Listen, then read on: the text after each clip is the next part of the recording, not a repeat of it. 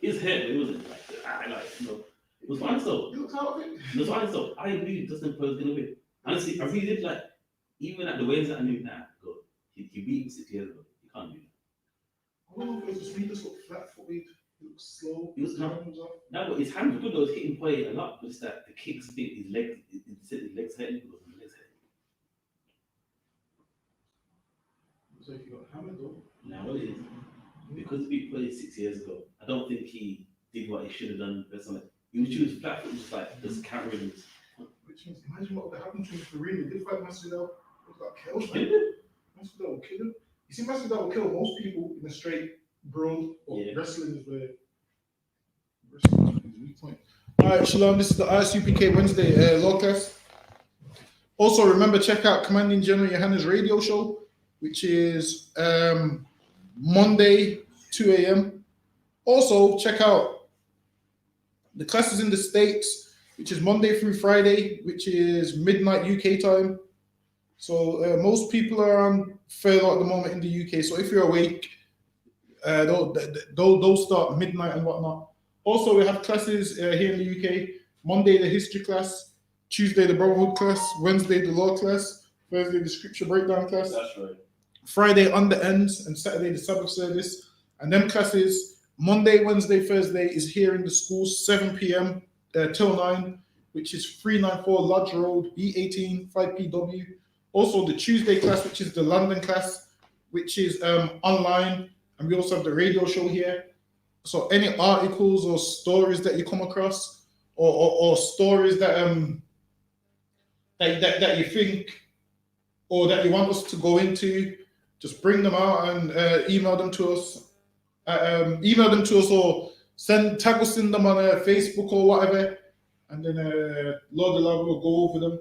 Like, there's tons of stories, man. There was some African men that went to see a sex worker. Do you see that story? African man went to see a sex worker and died of an orgasm. Man. So his cause of death was an orgasm. some African men. And the thing is, this man, don't see a sex worker, man. Don't see a sex worker, man. You can think you're having the most fun in the world, and the Lord can be like, all right, this is going to be your last bit of fun, man. Yes. This will be your last bit of fun, man.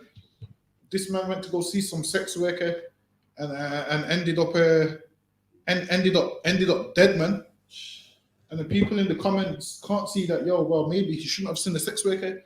Maybe he shouldn't be breaking the laws of God. People don't see that. People just see it as, that's a good way to die. That's a fun way to die. At least they had fun. Nah, man. But today we're going to go into the topic, how you should come and learn from the prophets of the Lord, man. Obviously, everything is going wrong in our life. Why? Because we refuse to learn from the prophets of the Lord, man. That's why everything in our life is going wrong. That's why our life is going downhill, man. Because we want to do everything except listen to the men of God. Like, you'll have a problem, but you won't come to the men of God. I'm going to tell you why. Why? Because you know what they're going to say goes against what you want to do, man. Like, the things that you want to do goes against what the prophets of the Lord is going to tell you, man. It goes against what they're going to say you're allowed to do and what you're not allowed to do. But we're going to start from the book of Proverbs, chapter 3 and verse 5.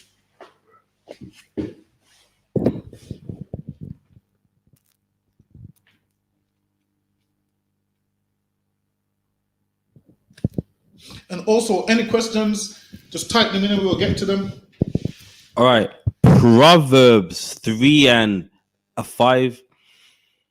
Trust in the Lord with all thine heart, and lean not unto thine own understanding. Read that one more time. Trust in the Lord with all thine heart. It says, trust in the Lord with all thine heart, meaning with everything, man. Everything that you're going through, you trust in the Lord, man. Don't let whatever you're going through in life separate you from the Lord, man. Because what happens is sometimes some people go through things in life, and then what's the first thing they want to do?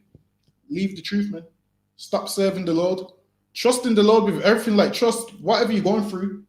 All right, then, well, the Lord wants me to go through this, then. Trust the Lord, man. The Lord will never leave you, man. The Lord ain't like your partner that leaves you every 6 months or every 3 months, man. The Lord will be with you, man, as long as you obey him. It says, trust in the Lord with all thine heart, meaning with everything. Meaning when things is going bad, you still trust in the Lord, man. When things is going great, you still trust in the Lord. Because what happens is, in church, they do a lot of whenever something's going good, oh, my life's going good, God's got my life going in the right direction. And then when things is going bad, they just disappear, man. They don't say nothing. They think what? God's good all the time. That's a Christian term, man. God is good all the time. Understand this, man. God can do whatever he wants. God can be good to you or do whatever he wants to you, man.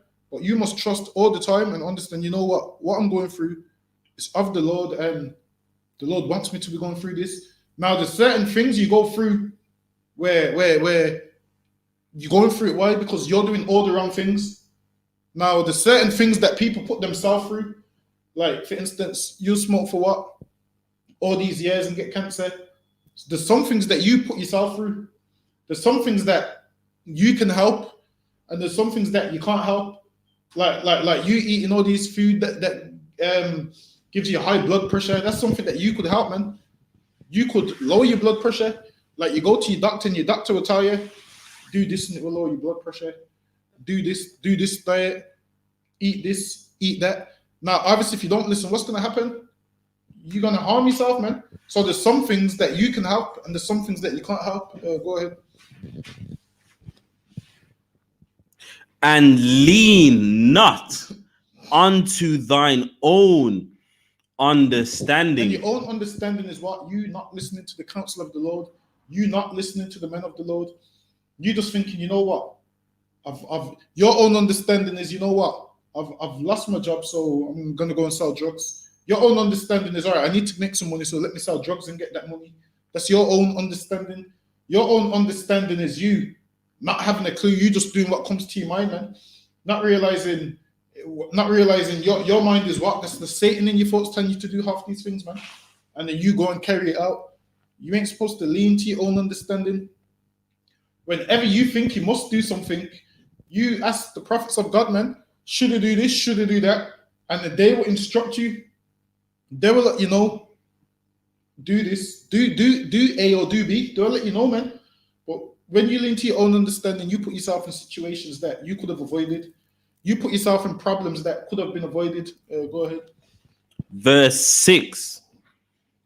In all thy ways acknowledge him. In all thy ways acknowledge him. Everything that you do, man. Everything that you do, think, you know what? Is this pleasing to the Lord? Is this the right thing to do?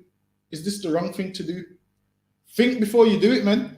Before you do everything, you think, all right, would the Lord want me to do this or not? And if you ain't too sure, you pick up the phone, man. The phone is 24 hours, man. You pick up the phone with all your questions, man. The Bible says, we're at the doorstep of a prophet, man. Meaning you call with all your questions and what you're not sure about, and then you'll get the answers, man. And then one day you'll be in here, and guess what? People will be calling you for the same questions that you had, and you'll be able to answer them. Like, in here, we don't lean on our own understanding.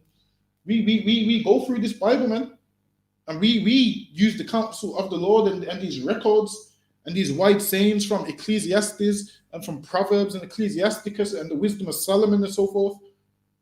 And so forth. You want to get wise? That's what you should be studying, man. But obviously, you won't get wise by you studying it on your own because you won't understand it. You need to come to the prophets of God, man. You need to come to the I.S.U.P.K so you can really understand it. Now, there's tons of people that read the Bible, but do they understand it? No. Because if just reading the Bible gave you the understanding, your pastor would have the understanding, man. That's right. Christians would have the understanding. Who carry Bibles everywhere. They even got the miniature Bibles. It's not this small. Like miniature Bibles that small that they carry everywhere, man. And they still don't understand it. Now they got a Bible which is just Psalms and the New Testament, man. Like there's not more to the Bible than that. All they've got is Psalms and the New Testament. And that's what they read. But you should come in here if you want to know this Bible properly. Go ahead. And he shall direct thy paths. Be not wise in thine own eyes. It says, and he shall direct thy paths, man. You acknowledge the Lord, and the Lord will direct your paths. What does it mean to direct someone's paths? Meaning what? You show them where they need to go. Like directing someone's path is what? You letting them know where they should go, where they should be going. Now, by you leaning to your own understanding, you're directing your own path, man. And you're going the wrong way, man. What does a sat-nav do? This is what a sat-nav does. A sat-nav takes you to where you need to go, man, your location. That's what the Lord say, man. You follow him, he will direct your paths, and you will be where you need to be. It's like a sat-nav takes you to your location, man. You put on the sat-nav and it says to you, at the top of the road, turn left. Now, if you turn right, that's your fault, man. The sat-nav said turn left and you've took a right. When you go against the Lord will be telling you, don't eat pork, which is like the sat-nav saying turn left, and you go the opposite way. Guess what happens? You end up with that high blood pressure and that diabetes, man.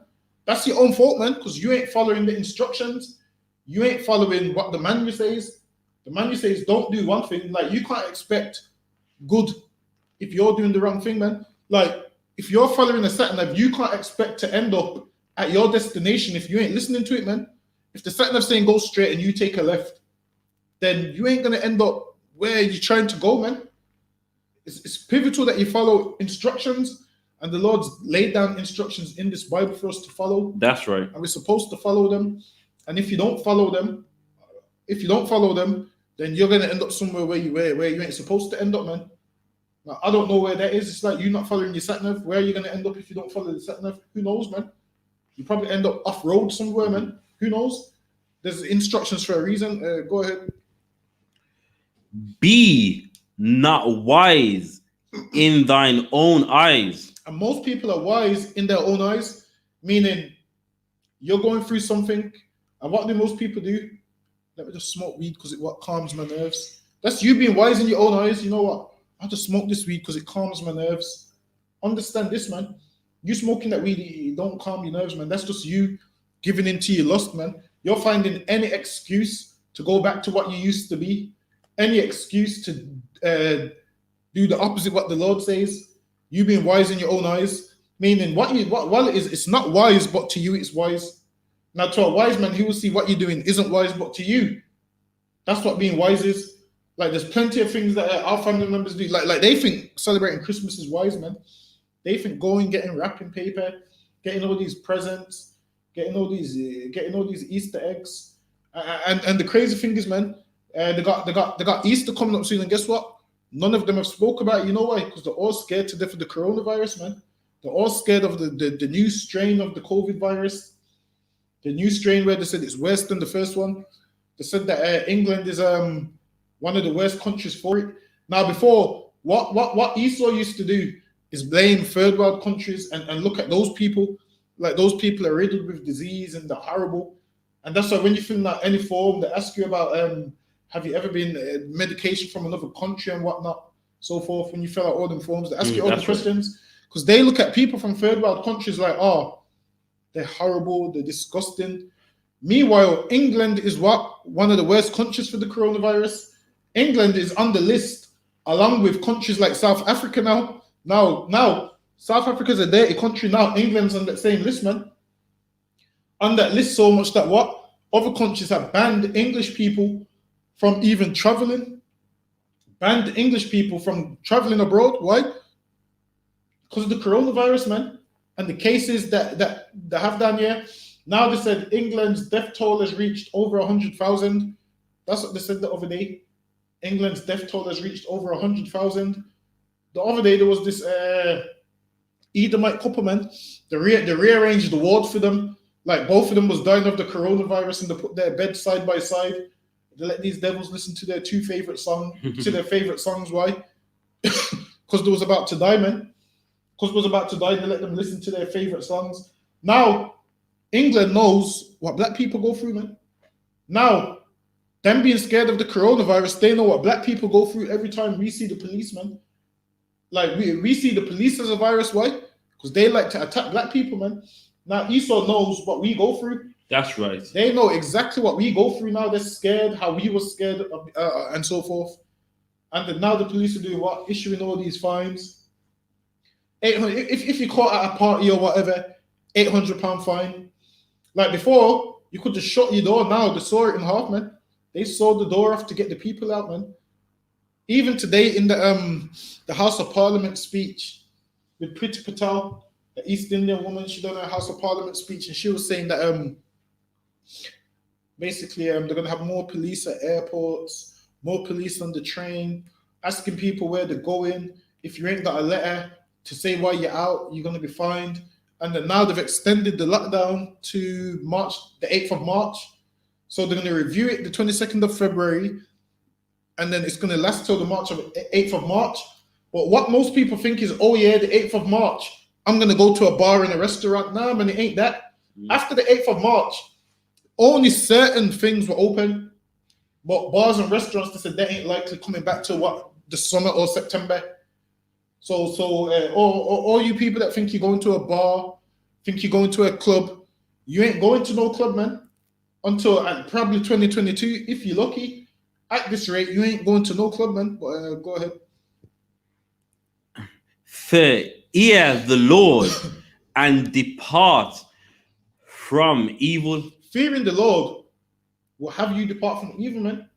You fear the Lord, why? Because you know what the Lord can do to you.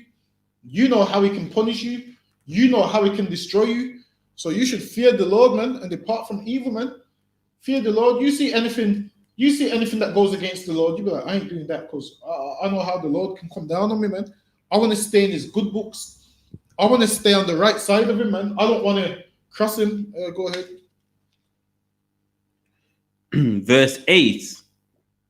It shall be health unto thy navel. It shall be health unto thy navel, which means what? You keeping you keeping the laws of God, it'll be health to your body, man. Like your navel is your belly button. That's right. Your navel is old English for your belly button.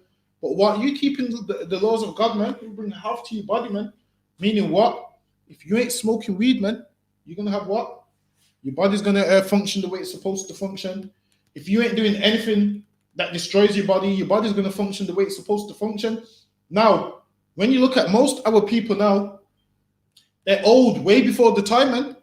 Like you have people who are young, 30s with back pain and knee problems and all of those things, man. And you're not even that old. So it's good to what? Look after yourself, man. Like the more you look after yourself in your youth, the more your body will return the favor when you're older. Like what you want to be is you want to be one of them old people that can still jog, that still moves around at a decent age, decent speed. Like Mike Tyson, for example, is what, 54, and he's still moving good, man. Still moving good, throwing body punches and whatnot. He ain't walking with no cane or none of those things. So the better you take care of yourself in your youth is how your body will repay you later. Like we know tons of people from the world that smoke weed, man. And first when they start smoking, they think they're getting away with it. And then the more you look at them, their bone structure looks different. Their skin looks dried out. Their skin looks like it's lost that elastic look. Like after a while, their skin looks all dried out, and it ages them, man. All that smoking, it ages you. Drinking excessively, it ages you, man. It ages you horribly when you do all these things, man. Now, it's not a sin to drink, but it's a sin to be a drunk, man. So you doing it excessively, it's no good for your liver. Like what people do is drink and make jokes, say, oh, all that drinking I've done over there, I need a new liver. Listen, man, look after the liver you got, man. Like, why would you want to kill yourself? And this is the thing, like, in the world, they think they're having fun by destroying themselves. When they ain't fun, man. There's a way to drink and have fun, man. And that way is not to get drunk and make a fool of yourself. That way is not to get drunk and throw up. Like all these drinking games that people play. You shouldn't be playing drinking games, man. There's a scripture in the Apocrypha. It says, don't encourage a man to drink that doesn't want to, man. Like imagine you're playing a drinking game with a man. And like people usually play cards or whatever. Whoever's losing has to drink a shot. You can't do that in here, man. You know why? Because if that man gets drunk and then makes a fool of himself, you're to blame, man. Because you pressured him into drinking. We know in the world it all seems fun, drinking games, who can drink the most alcohol. You make that man drink all the alcohol, and guess what? He jumps in his car that night and crashes and kills himself, man. Who's to blame, man? You for making him drink, man. You making them drink excessively, man. When all them drinking games, all those things comes from Esau, man. All those things comes from them on their stag nights and their hen nights, where they get drunk. The men get completely drunk and start doing some homosexual activity, and they find it funny. That's their idea of fun. Like what we've learned, like by following them, we've learned to copy their idea of fun, and their idea of fun often includes homosexuality, man. They can't have fun without that. Whereas in here, man, you can have fun, which is righteous, man. You don't have to be an alcoholic to have fun. You don't have to get drunk to have fun. You can, have 2 drinks and, be sober. But go ahead. And a marrow to thy bones. Go ahead. Honor the Lord with thy substance. Honor the Lord with thy substance, man. Meaning what? A 10% of all your increase, man. What not? You do all of those things, man. Honor the Lord with your substance. Go ahead. And with thy first fruits of all thine increase, so shall thy barns be filled with plenty. And the Lord's telling you to do that, man. Why? Because obviously the money that you send to the school, that money is used to what? Fix this nation, man. Like things ain't free. Now, in church, you send your money and you don't know where it's going. In here, you know where your money is going, man. Your money goes to what? Building this nation. Now, all nations understand that what? To build your nation, first of all, you need funds, man. You can't build nothing without the funds. Now, in here, we are a nation, man. And it requires funds to help build the nation. Now, in here, what you're not going to have is a man take your money and buy a Rolls Royce. You're not going to have a man take your money and buy a Bentley. You're not going to have a man take your money and buy a Ferrari. Now, if a man did have a Ferrari in here, guess what? He's brought that out of his own money, man. That's right. He ain't used it with your money. He's brought it out of his own money. Now, it's not a sin to have a Ferrari, but your pastor, he's using the money of the Lord to buy that Ferrari, man. Now, if he worked hard and he's paying it and buying it out of his own money, then that's fine. But he ain't doing that, man. He's using the money, which is what? Meant to feed the poor, the widows, the fatherless. He's meant to take care of those people, and he ain't taking care of those people. Those people are still homeless, no clothes, starving. Meanwhile, your pastor drives past in a Lamborghini truck, man. He pulls up at the church in a Lamborghini truck, and those people is broke, giving him the last that they've got, man. Believing that, you give your pastor the money, and the Lord will open the windows. Heaven. Yeah, the Lord will open the windows of heaven. That's what you think, man. You think the Lord's going to open the windows of heaven if you give all your money, man? It don't work that way. Shalom YAHANNA. Shalom Yahweh Shabbat.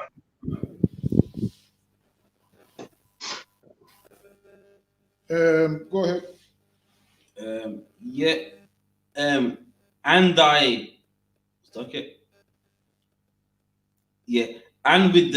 and with the first fruits of all thine increase, so shall thy barns be filled with plenty, and thy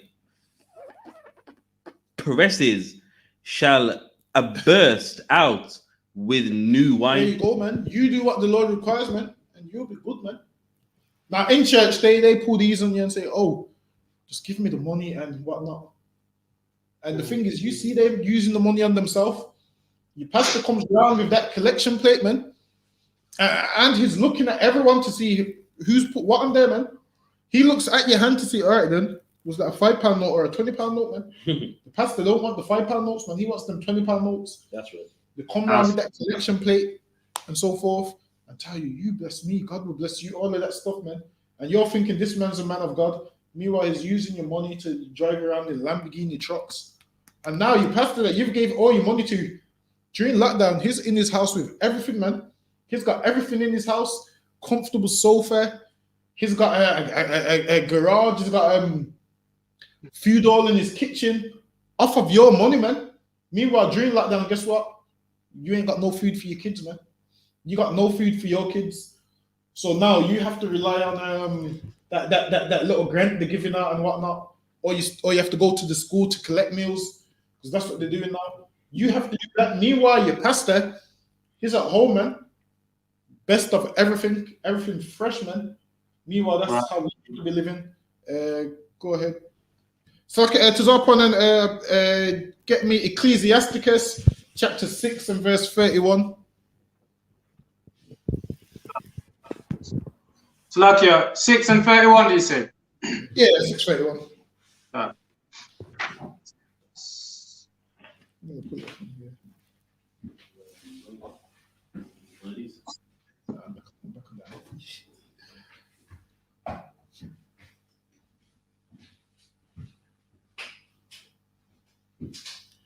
Slakia, shall I read it now or not?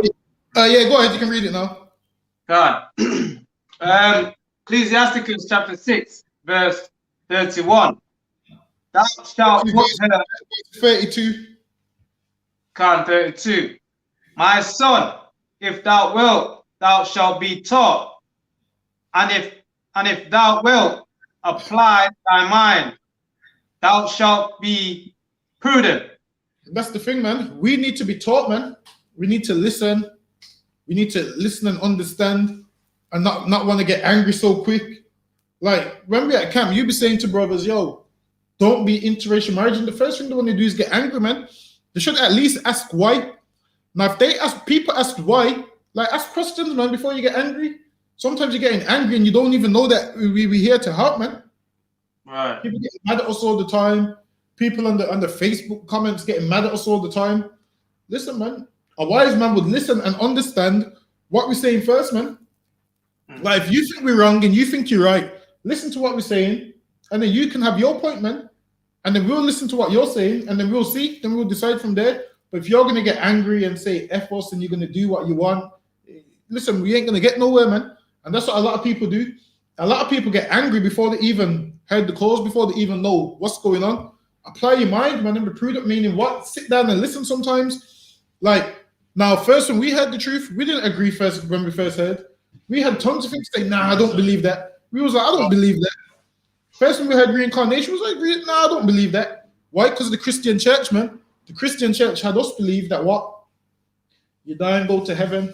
When we had when we first heard that heaven and hell is on earth, we was like, what is this? But we sat down and listened and said, okay then. We said, you know what? We've got a Bible and they've got a Bible. Let's listen and see. Because at first I used to watch the I.S.U.P.K classes and I used to sit there with a Bible saying, hold on, that's not in my Bible. And I would open my Bible and realize that it was in the Bible, man. And I said, damn, brother, so right. I said, brother, right, it is in the Bible. And then I started watching more and more and more and more. And then one day I was like, you know what? Everything they're saying can be backed up with the Bible. Now, if I was to just get angry and start swearing, guess what? I probably would have just been out in the world doing whatever I want right now. If the Lord spared me, or if he, I would have just been doing whatever I wanted without a care in the world, ruining everybody's life, like so many people do in the world. Go ahead.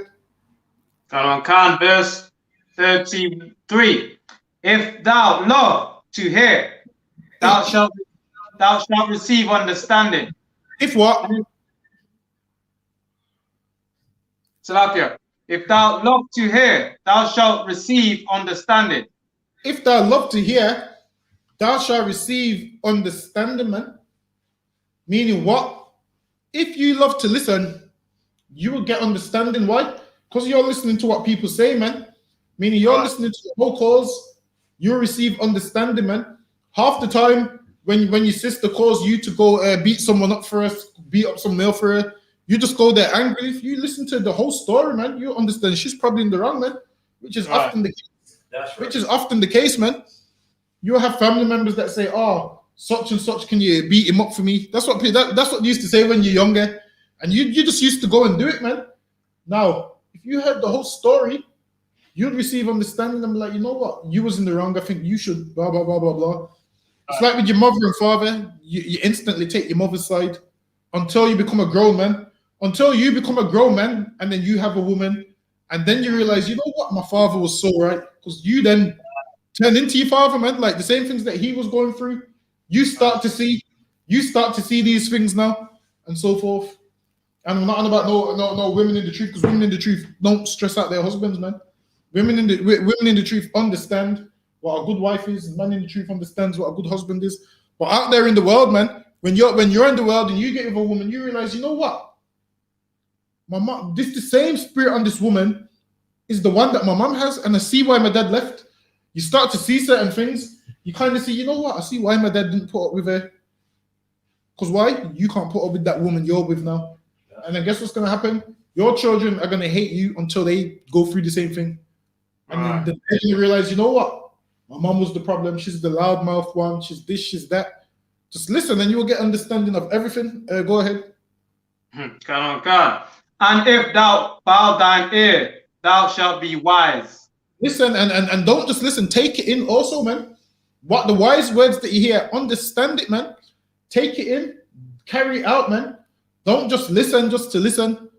Actually apply it to your life, man. You're speaking with a wise man. What he says, you apply it to your life, man. Don't just take it in and then go do what you want afterwards. That makes no sense. Go ahead. Come on. Verse 34, stand in the multitude of the elders. Meaning what? The men that outrank you, man, you sit down while they're conversating and whatnot. You sit down and listen and take notes, man.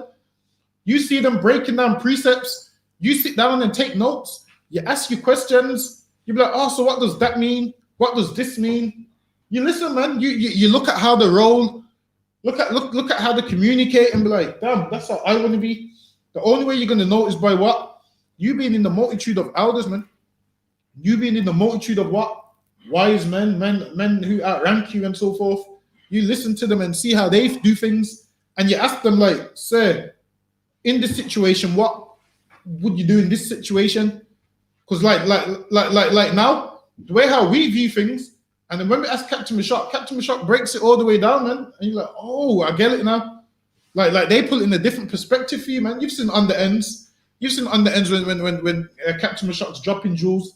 Imagine if you just sat by him the whole time, man. Imagine if you was listening to him every day, how much wisdom and knowledge you would get, man. By listening to the generals and the captains and the officers and so forth. That's right. You would take on all that wisdom. Because what happens is when you first come in here, you ain't the wisest. We've all been there. You first come in, you ain't the wisest. You think your decision's wise until you hear the decision that you should have made. And then over time, you start to make wise decisions. And then it don't just come overnight. Like overnight, you're not going to make the wisest decisions. It comes with sitting and learning and seeing how the men that was doing this before you assess situations. Go ahead. Stand in the multitude of elders and cleave unto him that is wise. Cleave unto him, man, meaning be around him, man. Like with everything in life, man. Everything in life. If you want to be a footballer, what do you have to do? Be around footballers, man. You have to ask footballers, well, how did you start playing football? What should I practice in the morning? What time do you jog? How much jogging should I do? Like if you want to be any profession, man, what do you have to do? Learn from someone who knows the trade. That's what you have to do, man. You have to be around them and ask them questions. Like when you want to play football, you have to ask, all right, then, how do I do that outside shot? And he's going to say, you hit it this way. You have to learn, man. Now, if you ain't around, you ain't never going to learn, man. Like you trying to be anything, you have to learn from someone. Like if you want to be a doctor, what do you have to do? Yeah, you have to start off as a student doctor and so forth, where you learn, you do the little things, then you start learning until one day you can be trusted to carry out operations on your own, man. You don't just one day, you don't just one day fall from the sky with all the, you don't just one day wake up out your bed with all the knowledge in the world. Like the knowledge don't just fall from the sky and just end upon you, man. You need to learn, man. You do what? Sit in the midst of the elders, the wiser men than yourself, and you learn from them. And that's how you learn. Go ahead. That's right. Verse 35. Be willing to hear every godly discourse. Be what? Be willing to hear every godly discourse. Be willing to hear every godly discourse, man. I mean, most people like listening to what? Worldly discourses, man. You like hearing all the conversations about who shot who, man, and about who sold drugs to who, and about who's the biggest drug dealer in the ends right now, man, and about who's made $1 million from drug dealing, and about who's dealt with this woman and that woman and so forth. You like to hear that discourse, man. You sit on the phone all day and all night hearing that discourse. That's right. You should hear a godly discourse, man. When you hear a godly discourse, you log into class, man. That's right. If it was talking about guns and drugs, man, in here the numbers would be what 1,000 viewers online, man. If it was talking about guns and drugs and whores and everything, man, there'd be 1,000 viewers online. Because this is a godly discourse, this ain't what people want to hear, man. Because people don't want to hear godly things nowadays. People just want to hear all manner of evil and all sorts of nonsense. When you're striving to be a man of God, you need to hear godly discourses, man. So one day, someone will ask you a question, and you'll remember, you know what? Someone asked one of the generals that question, and he answered it this way. Let me answer it the same way, man. You need to hear these godly discourses, which will help you, man, and so forth. Go ahead. Godly discourse, and let not the parables of understanding escape thee. Let not the parables of understanding escape thee, man. Meaning what? If you don't understand something, you ask, man. Don't just sit there like you know everything. You got a question, you ask. Don't let the parables escape you. Like don't be there and you don't understand what they're talking about, but you just nod your head like you do. If you ain't too sure, you just ask. I don't understand that clearly. Can you tell me more or break it down more for me so I can understand it? Don't let these parables escape you, man. Understand them, learn them, understand them. Go ahead. Verse 36, and if thou seest a man of understanding, get thee betimes unto him, and let thy foot wear the steps of his door. Meaning you call this man how much times you need to call, man.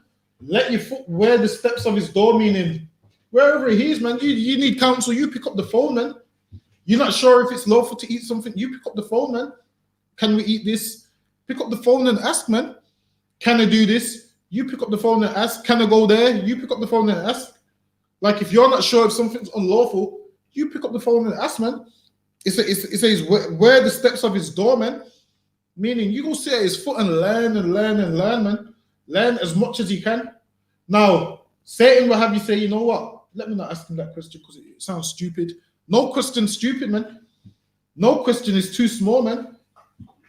If you need the understanding on something, you ask, man. And that's the only way you're going to get the answer. That's right. Sometimes Satan will jump in your mind and be like, you know what? Don't even ask the brothers. You phoned him 2 times already. Don't phone him again. Satan will have you say, you know what? You phoned him too much. Don't phone him. He's sick of you. He's sick of you phoning him. Satan will have you say, oh, the brother he don't want to speak to you today, man. Give him a break. Listen, man. The Bible says, don't give him a break. You wear the foot of his doorstep, man. Like you wear out his doorstep. By you picking up the phone with your questions, trying to get things answered, especially for counsel. If you're going through something hard in life, man, you pick up that phone for that counsel. Don't sit there and not pick up the phone and think you know it all. Don't let Satan trick you into doing things on your own and lean into your own understanding. Because Satan will trick you to lean to your own understanding, and guess what? You end up destroying yourself, man. Go ahead. Verse 37. Let thy mind be upon the ordinances of the Lord. Let your mind be upon the order of the Lord, man. On his ordinances of what the Lord wants, what the Lord don't want. Meditate on them things, man. Go ahead. And meditate continually in his commandments. And he meditate continually in his commandments, meaning learn his commandments. And then that way, it comes to you. It's like second nature. Now, when someone offers you a sweet, you can be like, can I see the back of the packet? And then you'll be like, okay, now it's got gelatin in, I can't eat it. You don't want to be one of those people that eats the pork sweets and be like, oh, I forgot to check the packet. I forgot. Like, you want to meditate, so certain things you see, it comes to you naturally. Like, you want to meditate and read these commandments and learn them. So certain things comes to you naturally. So you don't forget. So one day you don't forget that you're not allowed to eat pork. Imagine that. Some people that Christians forget that they're not allowed to do certain things. In here, you can't forget to not do certain things, man. You meditate on these commandments, man. Like you shouldn't be saying, you know what? You shouldn't be phoning saying, you know what, I ate pork last week because I forgot I'm not allowed to eat it. That's why you meditate on the commandments. That's right. So it's in your head, I can't eat pork. You have these laws in your inward parts that is just in you, man. That these laws is just in you. Now, the only way you have these laws in you is by you learning them, man. Or you ain't gonna know what you can and can't do. Go ahead. Any more on that? Khan. Yeah, just a bit. He shall establish thine heart and give thee wisdom at thine own desire. Read that part one more time. God, he shall establish thine heart. Salakia, I read from the whole 37. But it says, let thy mind be upon the ordinances of the Lord and meditate continually in his commandments. He shall establish thine heart and give thee wisdom at thine own desire. And you do that, man. If you desire the wisdom, the Lord will give it to you. But you ain't just gonna get the wisdom. The wisdom ain't gonna fall from the sky overnight, man. You get it over time. Like first when you come in, what happens? You find that one breakdown, then you find that two, then you find that three, then you find that four of them. Before you know it, you know most of the breakdowns, man. And then you've got the wisdom to handle certain situations. Like the certain situations, what most people wouldn't be able to handle until you're in here, you get the wisdom, then you can handle certain situations, man. Even dealing with the policeman. Like you look at people in the world, they ain't got the wisdom to deal with the policeman. All they do is pull out their video and call the policeman a homo and swear at him. And then what does the policeman say? You swear at me one more time, I'm gonna do you for a public order, section 5 public order offense. Listen, man, there's a way that you can speak to the police without, and they can't even mention a section 5 to you, man. There's a wise way where you can speak to them, man. And then you can do what? Go after, file a report, man. Now, if you're mouthing off to them, telling them to F off, the police like that, man. Because you see, once you start speaking to them like that, guess what they do? They find more reasons to arrest you, man. What do you start doing? Start looking at your car tires. All right, you want to be cheeky to me, but that tire's bold, 3 points. That's not right, 3 points. And then you've just got yourself 3 points. Why? Because you couldn't hold your mouth, man. Sometimes use wisdom, give them your ID, get their names, go and report them later on, man. That simple. Drop that, give me Proverbs chapter 18 and verse 2.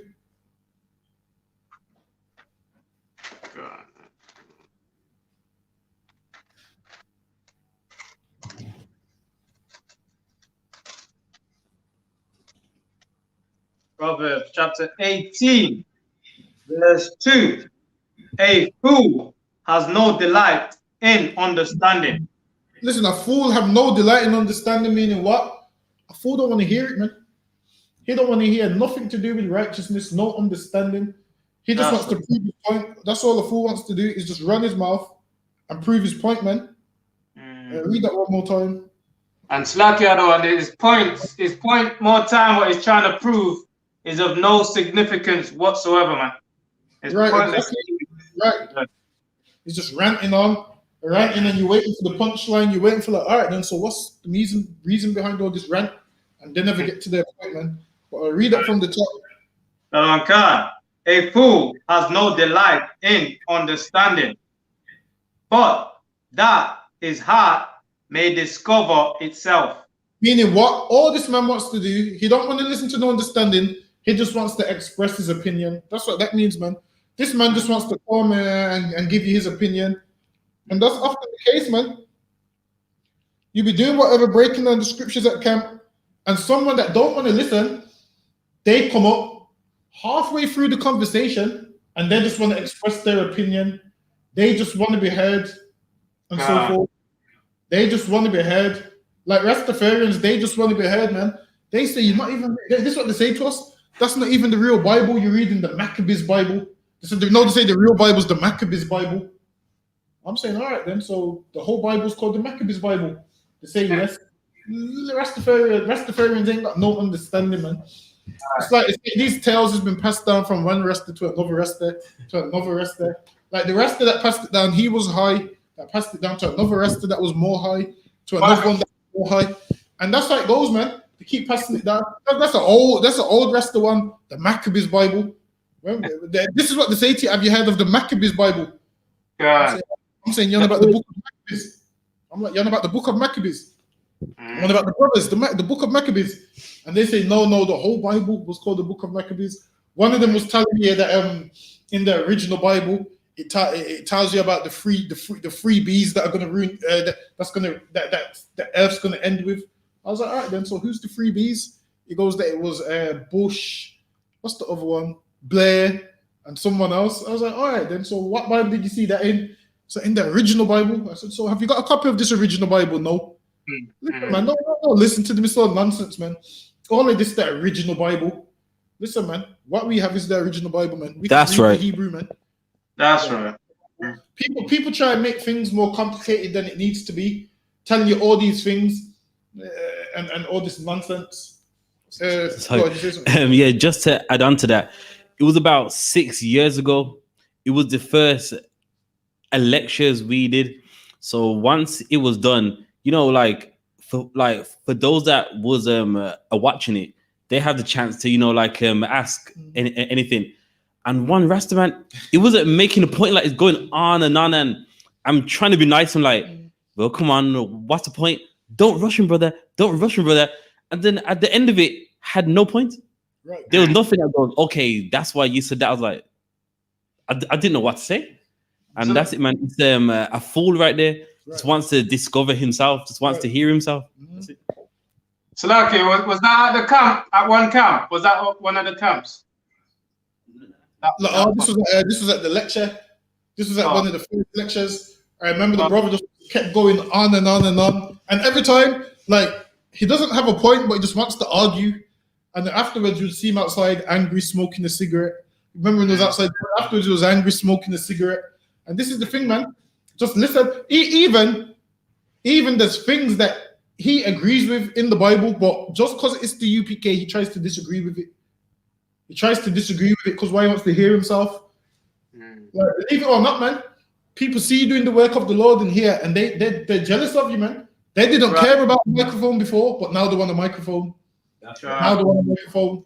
They didn't care about speaking on the street before, but now they see you do it. Now they're thinking, I can do the job better than you. Now they want to do it. Right. One time, some brother come up to the camp and said, one time I'm going to come out here. I'm going to come out here and speak on there with you. We said to him, no, you're not. So this thing he's just going to come from, we don't know where he's coming from. Right. He's going to come to and fro from walking up and down in the earth. And he thinks he's going to just come and speak. You don't work like that, man. Whence cometh? Listen, you better be. We need to know where you're coming from, man. You know, the future. Touch that microphone. That's right. I don't know what lifestyle you're living, and then somebody sees you next to us and thinks that you're in here now, man. You need to come in here and prove yourself, man. You ain't That's right. You ain't teaching unless you're an officer in here, man. This man said, I'm going to come out and do the work that you lot do. You don't work like that, man. Read that one more time.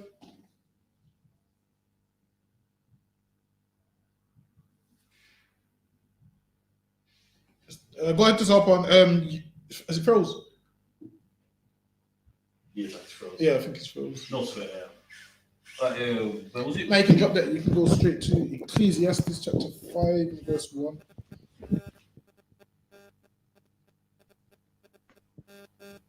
Yeah, he's back. I was back. Yeah. Oh yeah, to top on Ecclesiastes 5 and 1. God, Ecclesiastes. I was gonna say I don't know. No, anyway. Go ahead. No, it was on before when it's at the end of what we read. It says, "But that his heart may discover itself." Like I was gonna say on it, like he wants to not assert himself, but I think you covered it anyway. You kind of covered it still. You know what I mean? So I forgot. I forgot. That's just a man that wants to be seen and wants to be heard, and he don't want to hear your point, but he just wants to run his mouth. Like he just wants to have an. It means he just wants to have an opinion on everything. Right. Like, he wants to be seen as a guy. Yeah, well, his opinion. Like sometimes some things you don't need to have an opinion on. Now, if I'm walking through town and I see the Muslims. I walk right past them, man. I don't need to stand there and argue with them. I don't need to stand there and disagree with them. Let them do whatever the hell they want to do, man. Let them stand there, listen to the Arabic music. And it's crazy as well with them. You have the black. There's a black one that does it. He stands there listening to the Arabic music, giving out the Quran. And listen, we know he don't understand the Arabic music, man. We know he don't like Arabic music, man.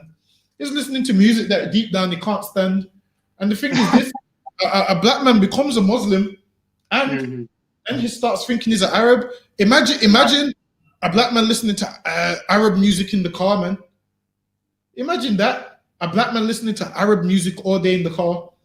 And this is the thing, man. Once you join these other nations' religions, guess what? You ain't allowed to be black no more, man. That's right. You have to give up. Go ahead. God. Yeah, I was gonna. I mean, it's absolutely clear.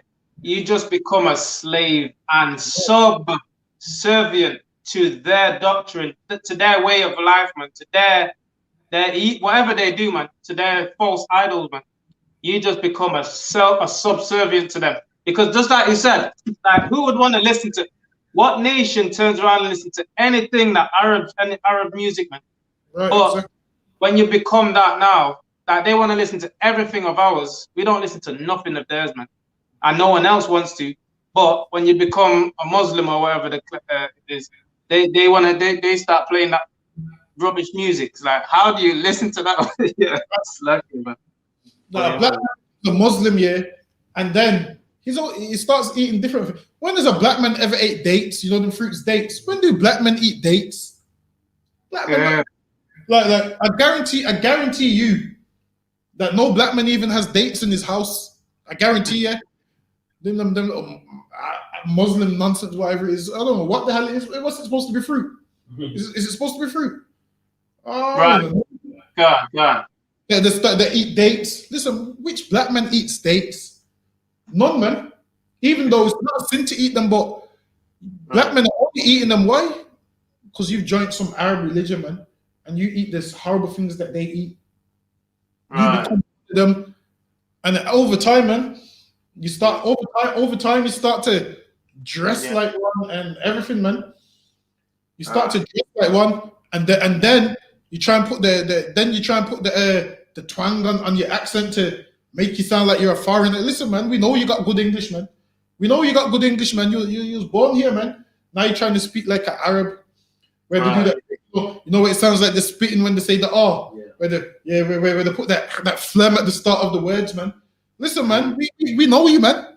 We know that this ain't you, man. We know that this ain't you, but you're doing all of that. Why? Because you're a good slave, man.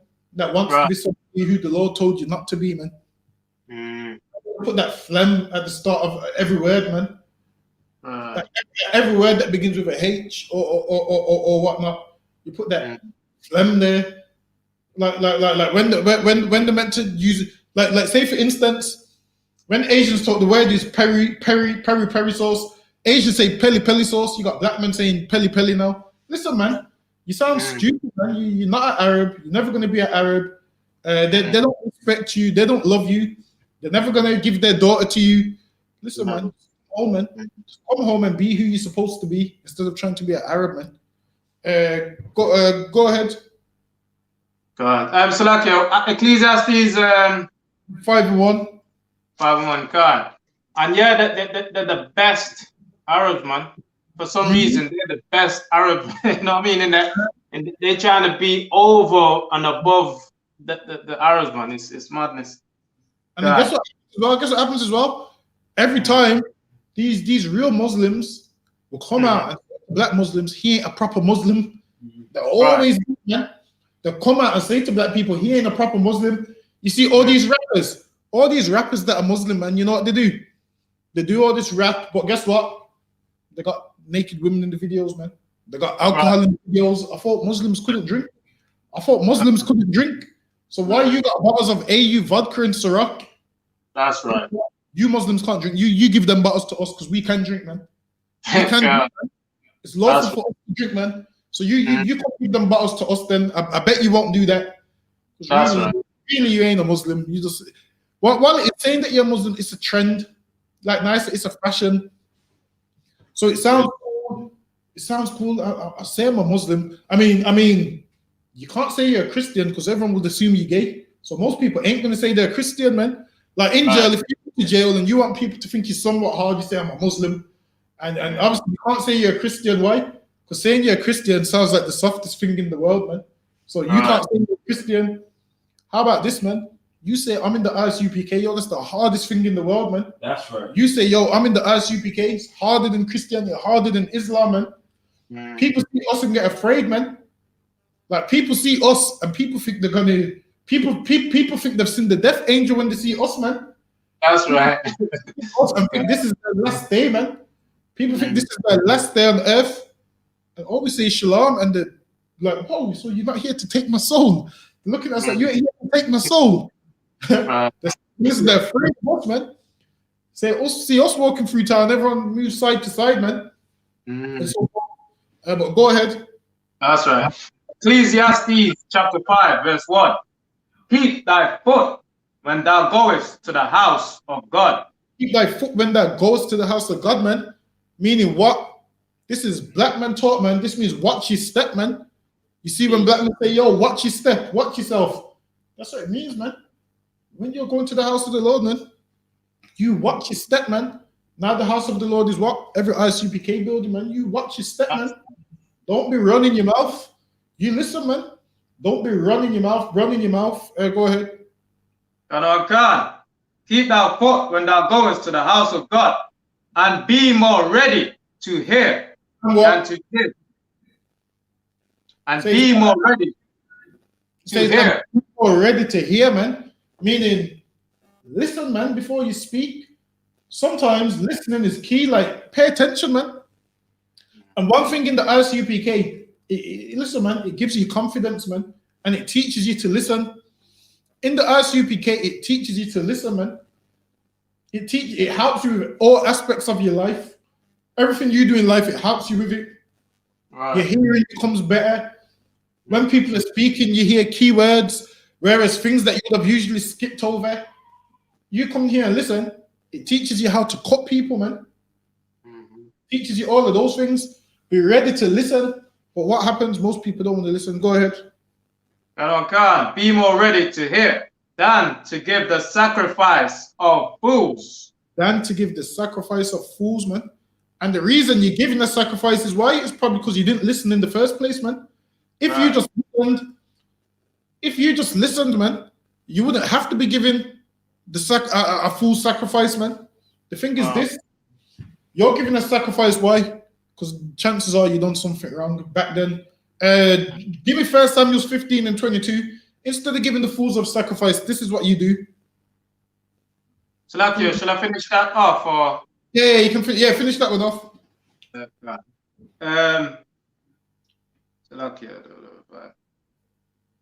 Sacrifice of fools, for they consider not that they do evil.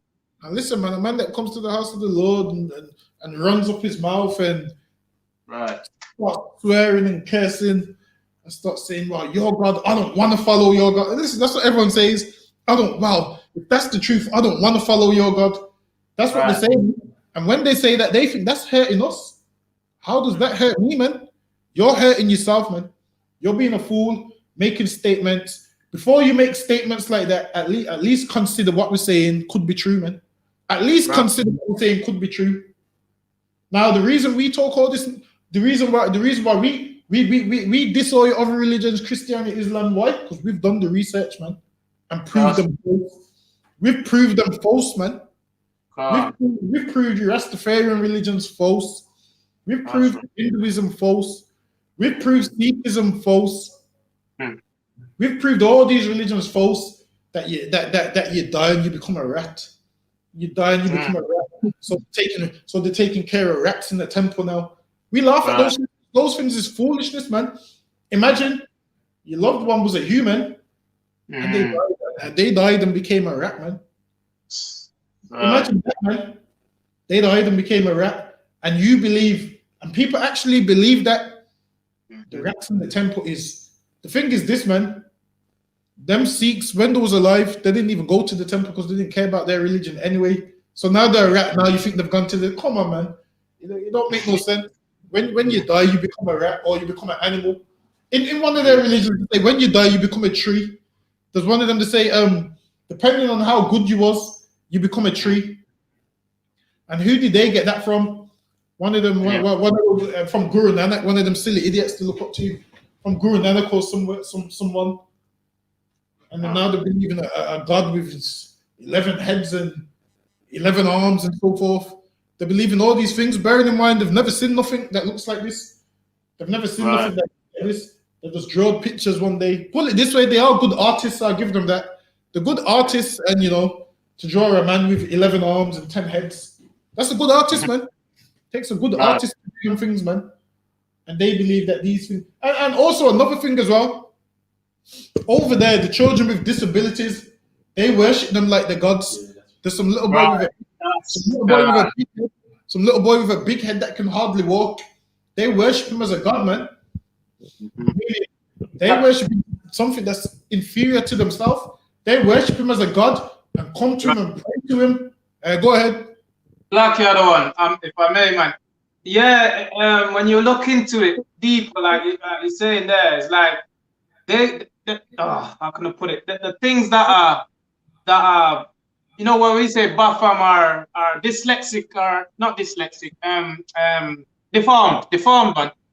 They worship that as a god because it's like, someone with 8 arms, or someone is born with 8 arms, or someone is born with two, the male part and the female parts. They want to worship that as a deity because it's not like, not everyone's like that. You know what I'm saying? Not everyone's born like that, innit? So they tend to zoom in on that, home in on that, and start to worship them, man. You know what I'm saying? Or worship that kind of weirdness, so to speak.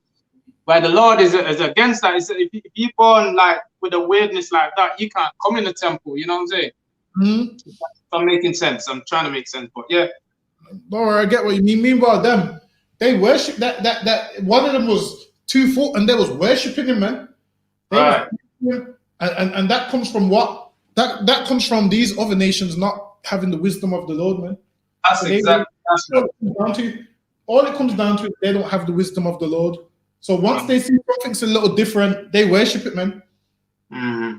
They worship that little boy as a god, and he couldn't even talk. He couldn't do nothing. They brought gifts to him.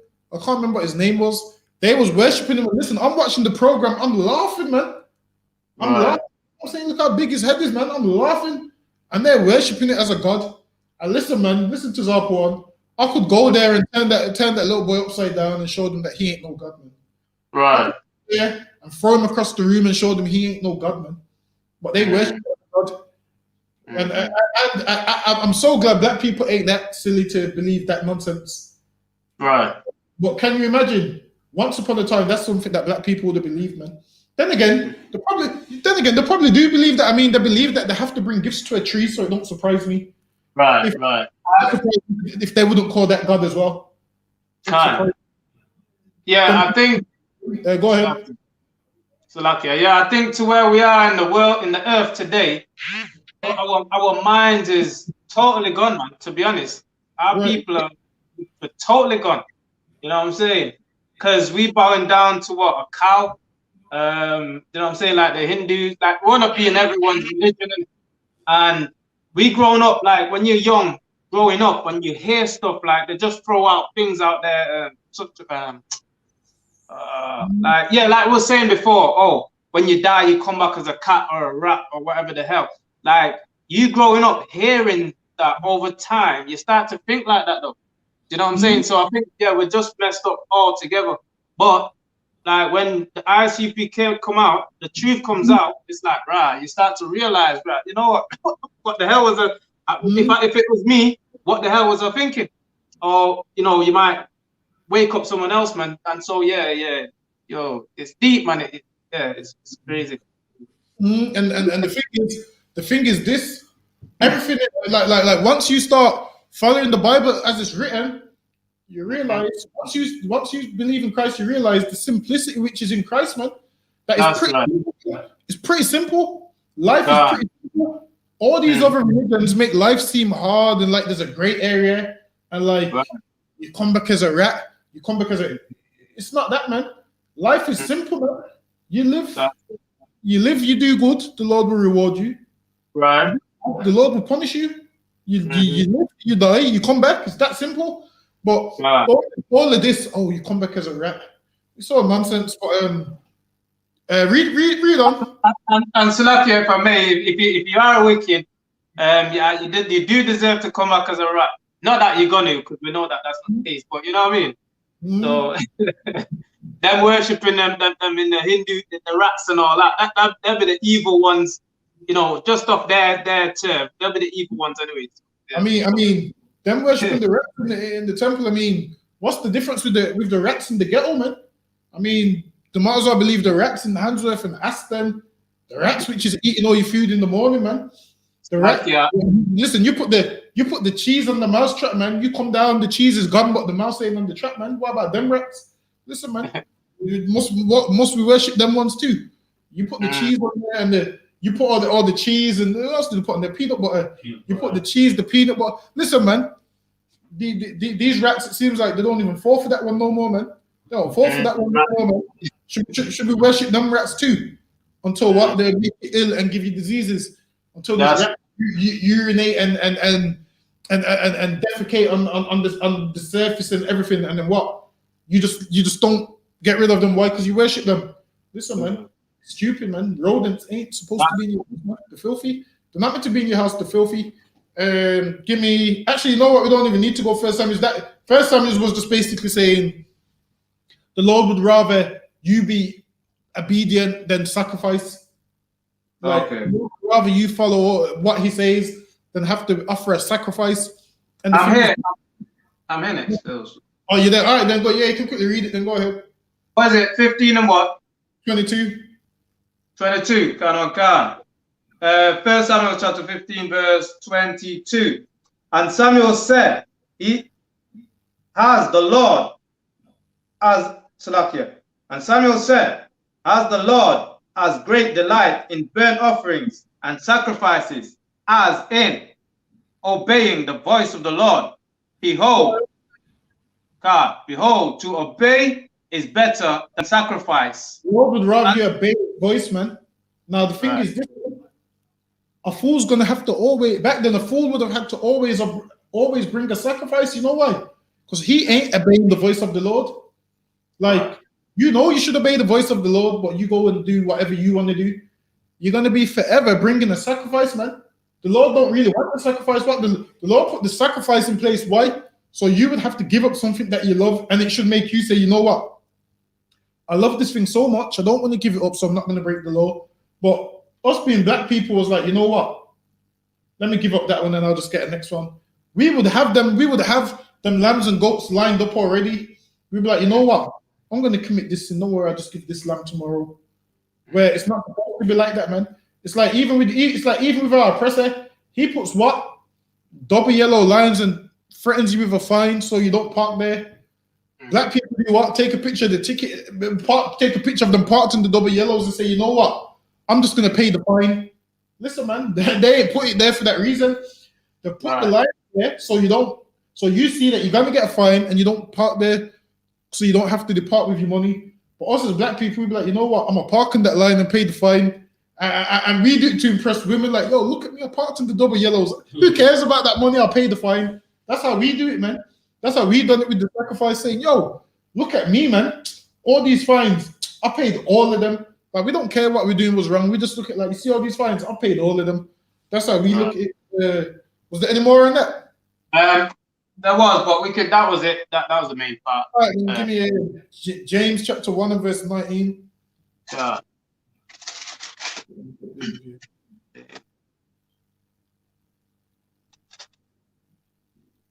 James chapter 1, verse 19.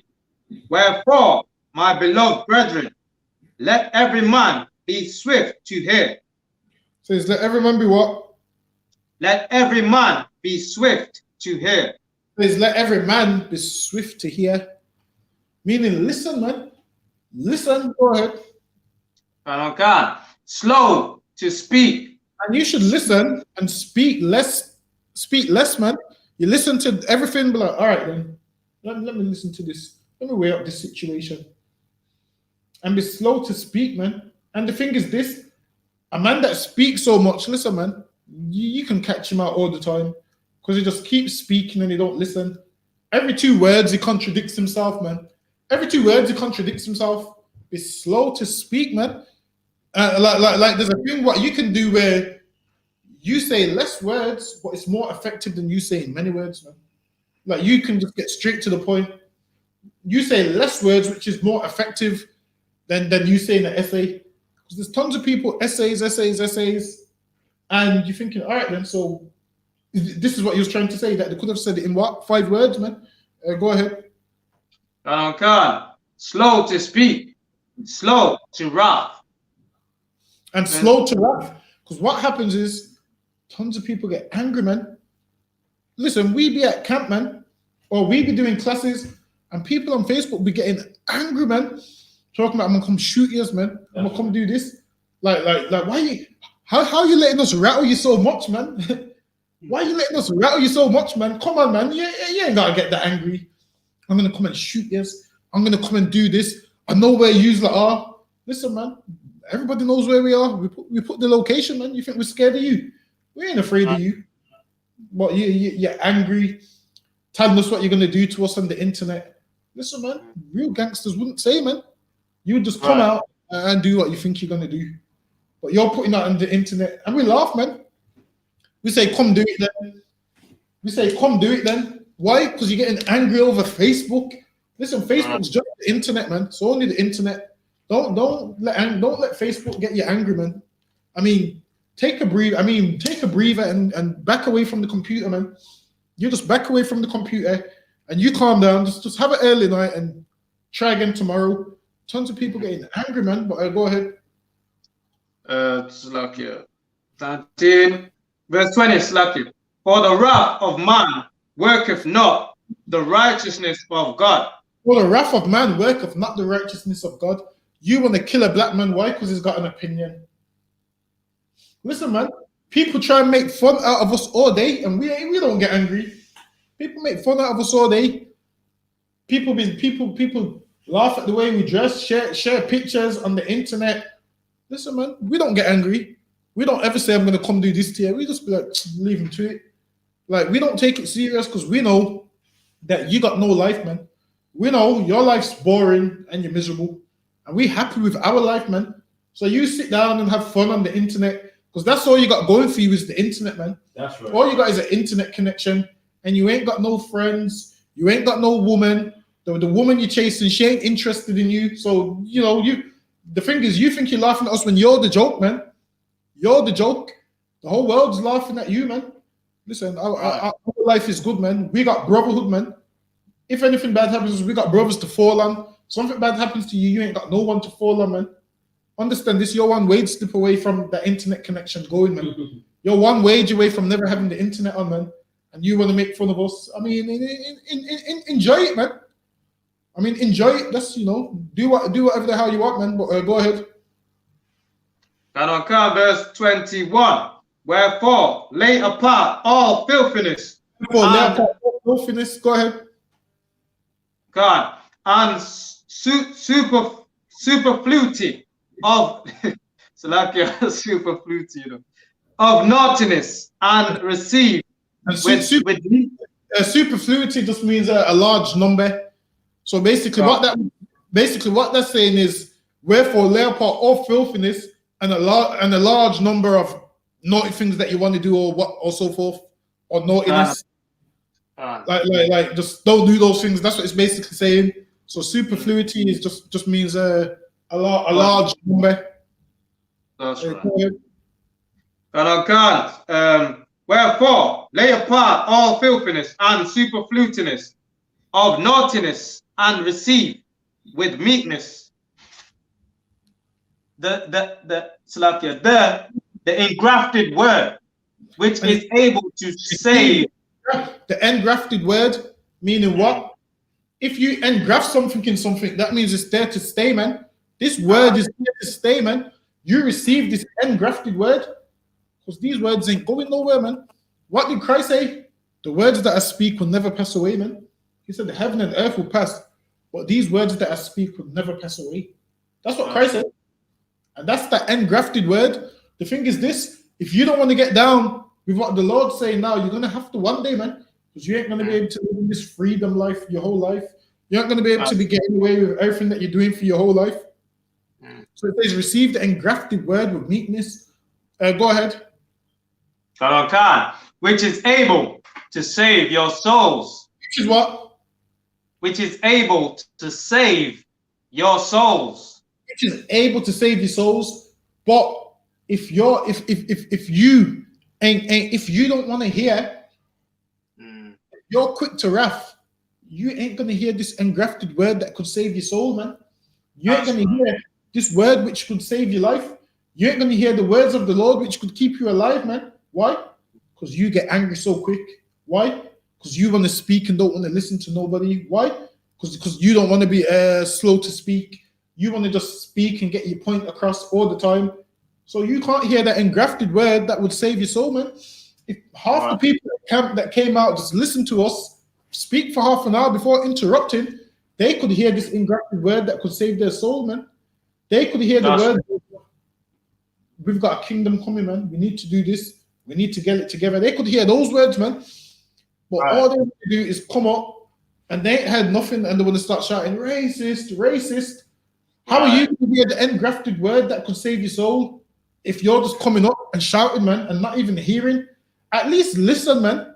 Listen first, and then you can decide if you want to continue listening or not. You don't even give yourself that chance to hear this engrafted word that could save your soul. You don't even give yourself that chance. Why? Because you're quick to speak, man, and you don't want to listen. Go ahead. Verse 22. But be ye doers of the word. That engrafted word that you hear, you have to do what you hear, man. Meaning putting down weed, man. You hear that engrafted word says you can't smoke weed. You have to be like, you know what? Okay, no, I can't smoke weed no more. Why? Because I have to be a doer of the word. That's right. Don't be like a Rasta man that does what? Reads the Bible and smokes a spliff while reading the Bible. That's right. The Rasta man's reading John the 12th chapter, and then when he wants to go to John the 13th chapter, it's not there because it's ripped out the page and rolled a spliff. That's what Rastas do, man. They rip pages out, man.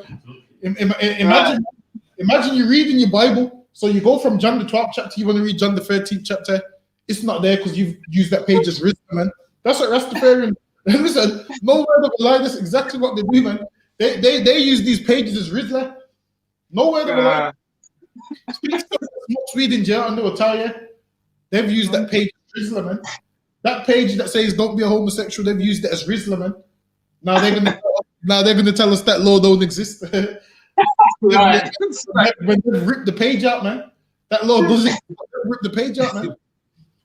Like most people that smoke in jail, they and what they just say about these pages, it's like Rizla, doesn't they say? Yeah, they say these pages is like Rizla paper. So what a weed addict does is he rips the page out, man, and puts his weed in there, and they actually use it as Rizla, man. This ain't no lie. To speak to a weed smoker, if they ain't got no Rizla, they'll use their Bible, man. If they tell you, yo, the page it's the same texture as Rizla. Most weed and drug addicts will tell you that, man. You're looking for certain precepts in their Bible and it's not there, man. The reason why it's not there is for that reason, man. They rip the page out and roll the spliff in the paper because it reminds them of Rizla. But go ahead. And Salakia, I'm telling you, you see, for doing that, the Most High will put a punishment on you for that, because you know it says if you defile the temple, him will the Lord destroy, man. And for you mocking the Lord when you ripping out His word, these words I speak unto you, their spirit, you smoking. Smoking up the spirit. Even you know what the thing is, this like the drugs is their god, so they're more they like the Bible says you can't have two masters. They obey more than they obey the Lord, so they'd rather disobey the Lord to obey, and that's why you can't have two masters, because what happens, those two masters, there's going to be a conflict between the two. You're going to have to be drawn to one or the other, and that's why a woman can't two men, man. That's why a woman can't have two heads. Why? Because she's going to love one and hate the other. Obviously, she's gonna That's right. love the one that buys her Gucci. She's gonna love the one that buys her Gucci and hate the other one that don't. So this is why you have one. This is why you have one man. That's right. And yeah, man. Same like we can't have two masters, man. Go ahead. That's right. Yeah, that finish up the point on that. The Lord is going to destroy them for that because, well, I mean, everyone's got repentance, you know what I mean? But if they don't repent, the Lord will jack them up for that because, you know what I mean? You can't diss the Most High's words, you know what I'm saying? So I just wanted to add that. Not even that they're pulling the pages out, it's what they're doing in general, like the smoking in general. So all the things that they're doing is all these things that they're doing, the smoking in general, the whatever other sins you're doing, the Lord's gonna get them for all of it. So, no, Salaki, other one. I know that. That's 100%. But I'm saying, like, the word which like supposed to save your soul, you literally like you're taking the mick, innit? It's like if I give you the rules and you rip up the rules and you're smoking up the rules, it's like, you know what I mean? And you know what the thing about, you know what the sad thing about it is as well? Most people that do it believe the Bible's a white man's book, so that's why they do it.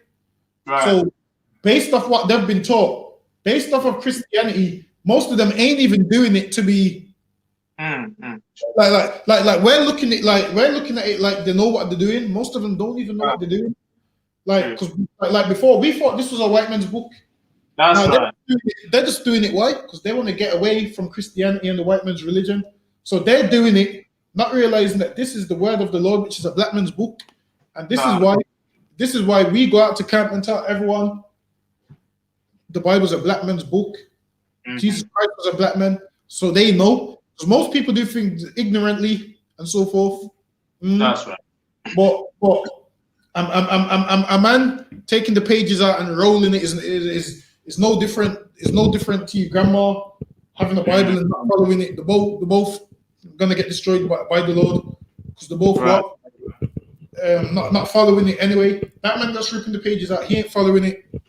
And our grandma, who's got the whole Bible, she ain't following it either. She's a hearer of the word, but she ain't a doer of the word. So she hears it and she ain't a doer of it. Read verse 22 again. Verse 22. But be ye doers of the word and not hearers. Meaning you have to do what this Bible says. You can't just hear it. That's the thing with church. They just hear it and don't do what it says. They read, don't eat pork, but then they're eating pork. You have to be a doer of the word. The word says don't eat pork. That means you don't eat pork. You're doing what this word says. Go ahead. Can't be doers of the word and not hearers only. Receive it. And there's plenty of people that are hearers, like they'll hear, they'll be like, you know what, the Jews are black, and you know what, we should do this, but then they're doing the opposite. Don't be a hearer only. You have to be a doer. You being a hearer means what? There's no point there's no point you even hearing this word. You being a hearer and not a doer, there's no point you even hearing this word. Go ahead. Right. Not being hearers only, deceiving your own selves. You're deceiving yourself, man. Faking like you're righteous and saying, I know this. Saying, I know this about the Bible. In the Bible, I know this. And then we ask, all right, then, so considering you know the Bible, what are you doing about it? Nothing. Why? Because you're a hearer of the word, man. Don't be a hearer, be a doer of the word, man. What the Bible says to do, you do it, man. Go ahead. Verse 23. For if any be a hearer of the word and not a doer, he is like unto a man beholding his natural face in a glass. Meaning it's like a man looking in a mirror, man. A man seeing his face in the mirror. Go ahead. Verse 24. For he beholdeth himself and goeth his way, and straightway forgetteth what manner of man he was. Meaning what? You hear the words of the Lord, don't eat prawns. And then you hear that, and then as soon as you walk out of here, you go get a seafood boil. That's you, man.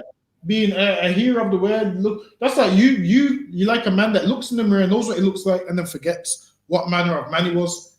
That's people who's a hearer of the word who don't apply it to their life. Go ahead. Okay. Verse 25. But whoso looketh into the perfect law of liberty and continueth therein. Looketh into the law of liberty. Go ahead. He being not a forgetful hearer, but a doer of the work. Like what? The perfect law of liberty is what? Freedom. So now, this man, in his freedom, he's a doer of the word. He don't need them priests to force him to do it, man. He don't need the priest to come and force him to do it. He does it because it's the right thing to do, man. That's right. And he's a doer of the word. Whereas now, people who's a hearer of the word, they've got this liberty, and they're using this liberty to do what? Break the laws of God. Because they know, all right, then ain't no priest gonna kick my door in. I can go take that man's woman. Why? Because he can't beat me up, and no priest is gonna kick my door in. That's how they see it. They see it as well. Her man ain't stronger than me, and no priest is gonna kick my door in, so I can take his woman. And they use their liberty to abuse the free. They use their freedom and abuse it, man. Right. They see no priest gonna kick their door in and hit them over the head. They see that that's gonna happen, so they abuse this liberty. But a man that's a doer of the word, he don't abuse this liberty, man. That's right. He has this freedom, and he's a doer of the word. No one has to force him to do it. No one has to force him to do it or keep him indoors and so forth. It's like your children. Once your children get to a certain age, you give them freedom. Like if you give your daughter freedom to go outside for a little bit, that freedom, you expect her to keep her legs closed, man. You expect her not to open her legs to everybody she walks past, man. You're giving her a freedom, why? And she's still supposed to do what? Uphold everything that you've taught her, man. Uphold everything you told her before she went outside. She's supposed to be a hearer of the words that you've told her, and a doer of the words that you've told her. Imagine she says yes, that I'm not gonna. Imagine if she says yes, that I'm not going to have sex after the party, and then she goes and has sex after some party, man, like what most women do. Oh, I'm just going out for a drink. And then she's up on going out for a drink, turns into them being in the bedroom with 5-6 different men going in and out, man. Right. So much for going out for a drink. Listen, man. Now, if you've got a daughter or a woman like that, you can't give them that liberty, man. You can't give them that liberty. Why? Because that liberty is going to end up in them being pregnant for somebody else, and you thinking it's yours, and then you find out on the child's 18th birthday. Even though we don't do birthdays, but a man in the world, he does birthdays, so he will go to that child's birthday party and find out on that child's 18th. What did you call it? My sweet 16th or 18th. He will find out on that child's 16th or 18th that he ain't the father of that baby, man. This is why you come in the truth, get your woman in the truth, and then you won't have them problems, man. Outside these doors, you have them problems. Phoning up the Jeremy Carl show for a DNA test. Having a DNA test, why? Because you're unsure. In here, trust me, you gotta be sure, man. That baby's gonna be yours. And understand this: if your partner don't fear the Lord, they sure don't fear you. Understand that. If they don't fear the Lord, what makes you think they're scared of you? What makes you think you can say, "Oh, don't worry, my partner will never cheat on me. She loves me." You can't be so sure, man. Someone that don't serve the Lord and don't fear the Lord, you can't vouch for anything that they say or do. All you have to say is, well, I think she loves me. All you have to say is, well, I hope she wouldn't cheat on me with someone else. You have to hope. You have to say, well, I hope she wouldn't. Like, you can't trust on people in the world to do anything, man. Family will rob you. Family will cut you off. Family will use you. Family will tell other family when you're not in the house, saying, they work this time, so go and rob the house around this time. They'll come. You got him, like, go rob the house at 8 p.m. because he starts work at 6 and he don't come back till 8 in the morning. They'll come in, see what you got. They're like, yeah, you're in there. There's a PlayStation and there's this. And listen, man, family will set you up, man, to what? To support their drug habit, man. To support whatever they've got in the world. They will set you up for those things, man. So you can't really put your trust on people in the world. Like, people in the world, you're thinking, this person is my friend. listen, man, this person will sell you out, man. That's right. And you know why? Because they ain't got no loyalties to you, man. People in the world don't have no loyalties to nobody. And this is why, well, it's like one big love affair. Everybody's with everybody, man. Over there, you have to watch your woman, the handle her and keep her right next to you, man. You're work on the night shift, you have to put all them cameras on the house, man. You have to put on the cameras on your phone. You know the cameras where it covers around your house. You're putting all them, seeing if there's anyone coming to your house, man. Not realizing she's got to wear around them cameras, man. She'll say, come through the entrance, and there's a window, climb through this window on the side, which doesn't detect the cameras, man. You're thinking, oh, she ain't cheating on me because I've set up these cameras. She will find a way, man. Like, you can't force someone to be with you. Go ahead. Coming through the what's that the roof, those windows in the ceiling. What they call again? The attic ones. No, you know those what you can see through, where you let the skylights coming through the skylight, man. That's it. I'm saying. The name of it. I've always is that the name of it? Skylight. Skylight. Yeah. And listen, man, she will find a way, man. The thing is this, in the world, people, someone who wants to do something, they will find a way, man. They will go hard to do it, and they will find a way. You try to stop them. Listen, man, these prison guards try to stop people by locking them in prison, man. Some people end up breaking out of the prison. That's right. Some people end up doing a prison break, man. Chiseling with some little knife through the wall, man. Jumping over the what's it called? The barbed wire fence, man. Listen, if a man's willing to do all that to escape from prison, man, the people that you trust in the world is willing to, if they need to make some money, they'll rob from you, man. You can't put all your trust in them. But is there any more? Salakia, that is 26 next. That was it on 25. One sec. Khan, Salakia, there was a bit, yeah. But doers of the work, this man shall be blessed in his deed. This man what? This man shall be blessed in his deed. And it ain't hard, man. People make that like with life's so complicated, and they need to worship the moon and the stars and this and that. It's pretty simple, man. You serve the Lord and you'll be blessed in your deeds, man. It's that simple. Like, it's simple, man. It's like 1 + 1 = 2. What happens is all these other religions tell you about algebra and decimal points and fractions, and they make it complicated, man. Things that you don't understand. And you're constantly thinking, okay, then is this right? Is that right? When really, man, this is simple. But drop that. Give me a. Salakia, the last 2 verses are, well, definitely 26. I'm think that's a good. Go ahead. Khan, verse 26. If any man among you seemeth to be religious, and bridleth not his tongue, but deceiveth his own heart, this man's religion is vain. Listen, man, this man can't watch his mouth and so forth, and can't be quiet from time to time, and got no discipline. Like, usually you can tell a man's religion is vain by his discipline. Like, we can tell Islam's garbage by their discipline, man. That's right. We can tell Christianity is garbage by their discipline. That's right. Now, you can look at a man and you can tell, I don't know what he's into, but there's no discipline in what he believes. There's no brotherhood in what he believes. You can tell these things, man. This man's religion is vain, meaning what this man believes is vain. What this man's been taught is worthless. Now, what Christians follow is worthless. What Muslims is worthless. Why? Right. You can tell by their conduct, man. They all hate each other. They all want to kill each other. You can tell what they've learned is vain, man. And it's useless and it's pointless just by how they behave, just by how they carry themselves and so forth. You can tell that it's pointless, man.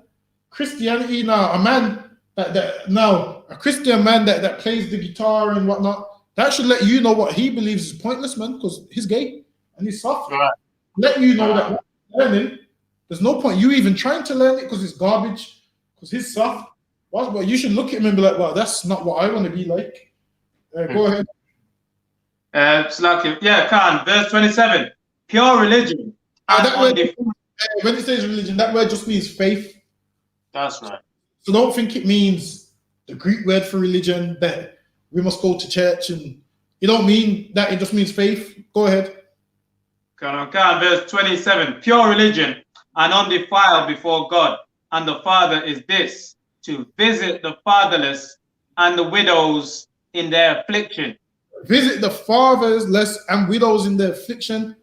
And listen, man, you're meant to visit people who's going through things, people who's going through a hard time in life.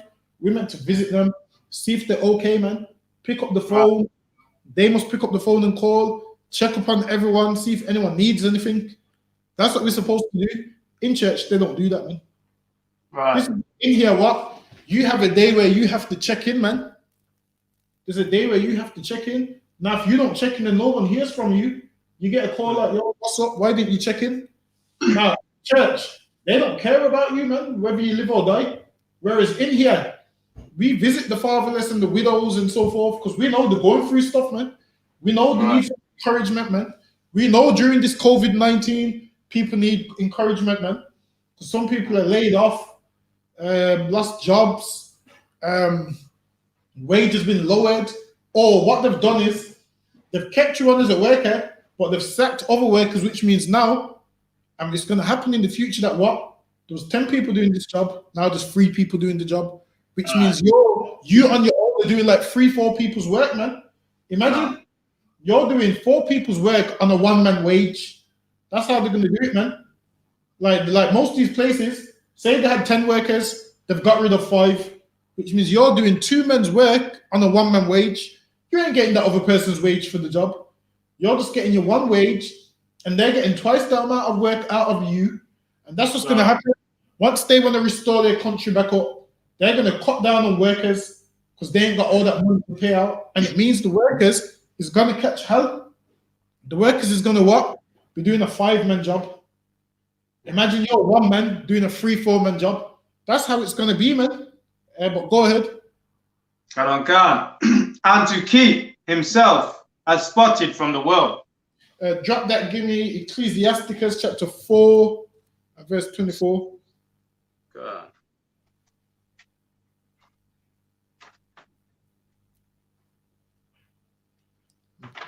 Yeah.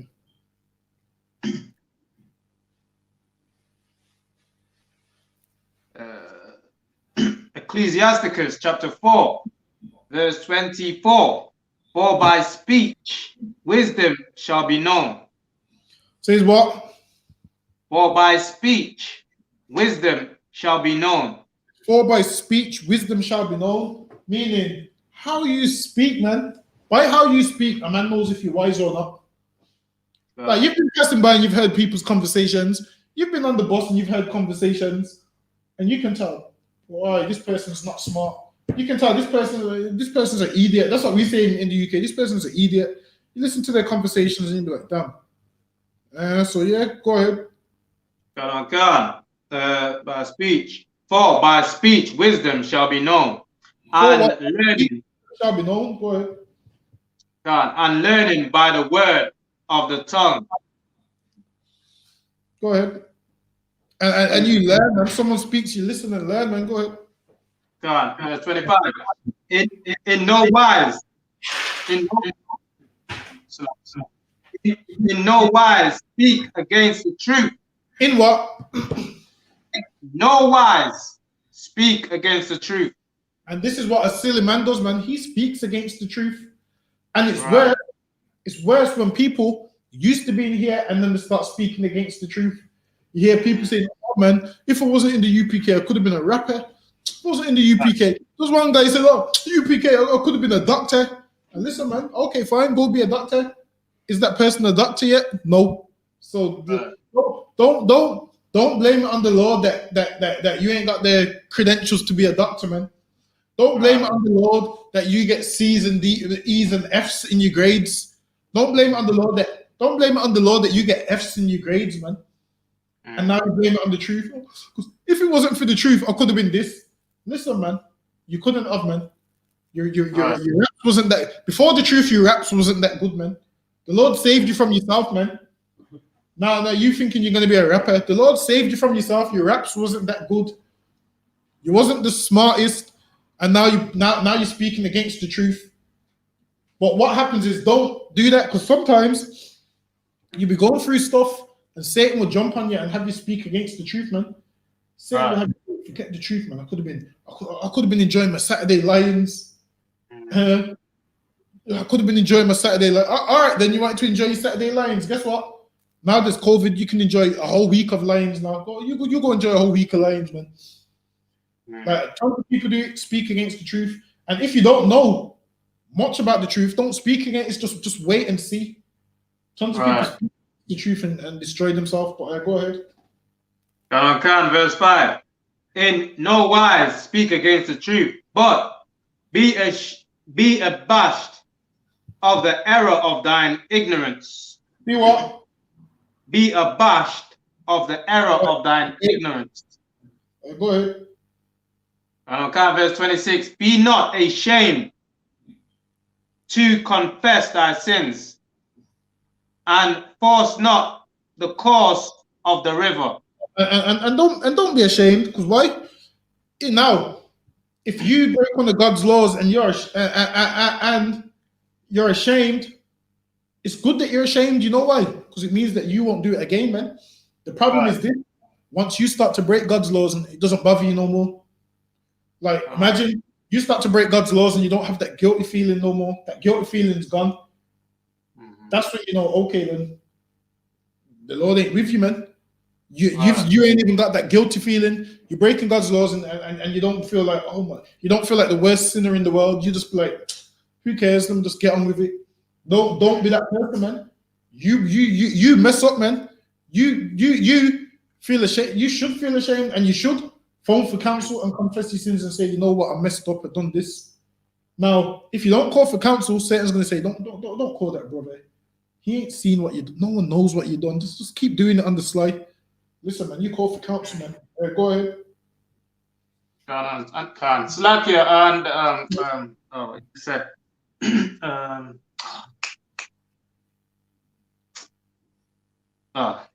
gone. Lost my train of thought. If it comes back, I'll verse 27. Make not thyself an underling to a foolish man. Go ahead. Neither accept the persons of the mighty. Either what? Neither accept the persons of the mighty. Read that from the top. So, Khan, verse 27. Make not thyself an underling to a foolish man. Don't make yourself don't make yourself an underling to a foolish man. Now, an underling is you who's beneath someone, who's lower in rank than someone, meaning like basically like you be a foolish man's protege or whatever. Don't do that, because if you're an underling to a foolish man, you're gonna be a foolish man. Like if you're basically let me see. If you're basically let me see, who's a foolish man? If you're someone like young Biggie or someone, you're gonna be foolish like how Biggie was, man. Because you look up to him as mighty, and then what he does impresses you. You're impressed by what he does. So guess what you're gonna do? Talk about, oh, you love it when they call you Big Papa and have a million women in the bathtub, a million Edomite women. I'm sure it was all white women in the bathtub. Correct me if I'm wrong. I can't remember. So yeah, a million Edomite women in the bathtub, and he's like, I love it when you call me Big Papa. The thing is, this man, Edomite women will call you whatever you want them to call you. It's not that big of a deal. Like, if only you knew that they're animals, man. Like, them calling you Big Papa, that's no. That's not really no. That's not really no. It's not really nothing special. God. You try coming in the I.S.U.P.K, man, and get I.S.U.P.K sister to call you Big Papa. That's when you're talking to Zop1. Yeah, that's when. Until then, what Biggie thinks is doing, really they ain't doing that. And these rappers, they think what they do is they have the same holes in their video that the next rapper has in their video, man. At least if you do that, have someone in a video that's exclusive to you. But they don't, man. They have holes all up in the what's it called and so forth. Go ahead. So like, read on. Yeah, go ahead. Khan. Make not thyself an underling to a foolish man, neither accept the person of the mighty. It says, don't make yourself an underling to a foolish man. And don't accept the person of the mighty. Go ahead. Khan. Verse 28. Strive for the truth unto death. Do what? Strive for the truth unto death. So you must strive unto the truth unto death, man. Meaning what? You have to be willing to die for this truth, man. By you not willing to die for this truth, you will leave this truth for anything, man. You will leave this truth for anything. If you're not willing to strive for this truth unto death, you will leave the truth for anything, man. That's what you will do. You will give up on this for everything. You need to strive for this truth, man. Meaning, if it means you die, it means you die, man. Guess what? The Bible says, fear him that can destroy soul and body in hell, man. Don't fear the man that can just kill you. Guess what? This devil can kill you, but he can't make you love him, man. He can kill you, but he can't make you love him. You still got the ability to say, I'll never love you, man. Make that be your last word. Make that be your last words. Kill me if you want, but I'll never love you, man. And I'll never leave the truth. Make that be your last words, man. Instead of you saying, okay, please don't kill me, I'll come to church tomorrow. You doing that, you're near enough dead while you're alive, man. That's right. You doing that, you're dead while you're alive, man. Go ahead. Khan. Strive for the truth unto death. Do and what? the Lord. Strive for the truth unto death. Strive for the truth unto death. Meaning, don't be mad at the truth. Like, because what happens is some people end up being mad at the truth. Like, certain things won't be going right in your life. You'll be mad at the truth, and you'll be like, you know what? If I didn't come here, man, my family would still love me. The truth is this: your family has never loved you, man. That's the truth. Right. Now that you're coming to the truth, you're realizing they didn't love you. You'll be like, you know what? Because of this truth, my family don't love me no more. Because of this truth, nobody wants to invite me to their birthdays no more. Nobody wants to invite me Christmas no more. The truth is they don't love you anyway, man. Strive for the truth unto death. Read on. Salakia, and just because you go to their birthdays and whatever else, they never loved you anyway. Even if that you was there, but there was never the you know what I mean, that this bond, man. There was never that love, man. You know what I'm saying? So, they just want you. Listen, they just want you to make up the numbers so their part is more lively. That's right. They just want you to make up the numbers so their part is more lively. So when they take the pictures and record the audience, it looks like people's having a whale of a time. Right. So you're meant to strive for this truth, man, unto death. But go ahead. And the Lord shall fight for thee. And what? And the Lord shall fight for thee. You're crying because your cousin's no longer going to be around with you, man. Listen, man. When you was young and you was getting beat up, man, your cousins ran off, man. The Lord said he'll do what? Fight for you, man. The Lord ain't gonna run off and leave you like your family do, man. You're going through hard times. Some people's coming to attack you, your family run off and leave you, man. In the I.S.U.P.K, we'll never run off and leave you, man. That's right. If you're fighting, guess what? We fighting too, man. That's like gold, man. If you get in a fist fight, listen to Zarpon. Listen, in here, there's no such things as, okay, used to have a one-on-one. Nah, man, ain't no one-on-one in here, man. You fighting my brother, you fighting me as well, man. That's right. You fighting my brother, you fighting me. There ain't no such thing as it's a one-on-one. Listen, man, it's going to be us and the Lord against you, man. And even if you're fighting just me, it's not just me fighting you. It's you versus me and the Lord, man. Why? Because the Lord says, what? He'll protect his servants, man. If you strive for the truth unto death, but if you don't, the Lord won't be with you. And the same thing that you left the truth for is going to be the same thing that hurts you, man. The same thing you left the truth for is going to be the same thing that hurts you. You left the truth why? Because you thought you had a rap career. You ain't going to make it. No, you and your rap career are not going to go nowhere, man. You left the truth why? Because you wanted to be a football. You wanted to go play football on Saturdays. Guess what? Oh, you know what? I remember. Listen, I have to tell this story. Some lunatic said, "Oh, you know what? I can't win the I.S.U.P.K because I need to play football on Saturday." I seen him the other day. He's about 17 stone now. What happened to playing football on Saturday, man? What happened to playing football on Saturday? And this is the thing, man. Right. This is the thing. You didn't become a footballer, and the Lord ain't with you. Oh, I can't come camp because I need to play football on Saturday. Guess what? You can't play football now because it's COVID-19 anyway. And you've missed the mark of becoming a footballer. I'm sure to be a professional footballer, you have to be what, in your youth. Yeah. You have to be in your youth. How are you going to make it as a professional footballer when you're 30 something? Listen, man, footballers retire at like what, 35? Yeah. They retire at 35, man. You are 35. Exactly, and you're about 35. So imagine that. You've forsaken the Lord. Right. You didn't make it as a professional footballer. And now what have you got to fall back on? Nothing, man. You ain't no footballer. And the Lord ain't with you because you forsook him for some sport, man. For some sport that doesn't mean anything. I mean, if you're going to forsake the Lord for a sport, you shouldn't be in here in the first place, man. If you're going to forsake the Lord for a sport, you might as well just leave now, man. You might as well just go now. You're going to forsake the Lord for a sport which is set up by the white man. Which is set up by the white man. That's more important to you than raising up this nation. A man like that, you don't even want him around you anyway. Like a man says that you offer to buy him the football, say, you know what? I say I'll put towards your football boots, man.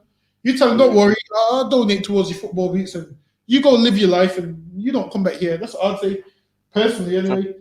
Because that man there, when it comes for a time of war, he ain't gonna be by your side, man. That's right. He ain't gonna help you. He ain't gonna do nothing to help you. He cares about his football career too much. Go ahead. Okay. And the Lord shall fight for thee. And the Lord shall fight for thee. And the Lord said, what? I will never leave you, man. The Lord shall fight for us. And that's what we need, man. You see what happens when we ain't serving the Lord and the Lord don't fight for us. You see what happens? Guess what happens? You wake up in the ghetto, man. That's what happens. Every day you wake up in the ghetto. You driving, police is behind you and you're scared for your life. That's what happens, man. When the Lord ain't with you, man. You wake up in the ghetto as a slave, seeing people drop dead around you, wondering, is it my turn today? That's what happens when the Lord don't fight for you, man. You wake up in the ghetto scared for your life. Anxiety, panic attacks, depression, the whole lot, man. That's what happens, man. If you've got them things, man, you contact the I.S.U.P.K, man. Because in the world, we taught that what? Depression and anxiety is, we taught that it's normal to have these things. When it's not, man, those things is demons, man. Those things is a demon. And if you got those things, that's what the school's for, man. You come to the school and they will teach you and tell you how you fight against them things. Because what does depression make you do? Depression makes you not want to leave the house, man. It makes you not want to leave the bed. It makes you not want to shower and brush your teeth in the morning. Depression makes you just want to sit down all day and wallow in your misery and start talking about, I wish I wasn't here. Imagine you're alive, you're living, and you're talking about, I wish I wasn't here. Get counsel if you're going through them things, man. Call the school for counsel. Now, in the world, people don't know how to deal with depression and anxiety and panic attacks. Whereas in here, there's courses and so forth, man. Brothers will help you out, man, and tell you what to do, what not to do, and get you straight on all them things. Whereas in church, they can't help you out with them situations. You go in there depressed and you stay depressed. Whereas when you come in here, you just speak to a brother on a one-away, speak to him on the side or whatever, and he will give you the correct steps, man.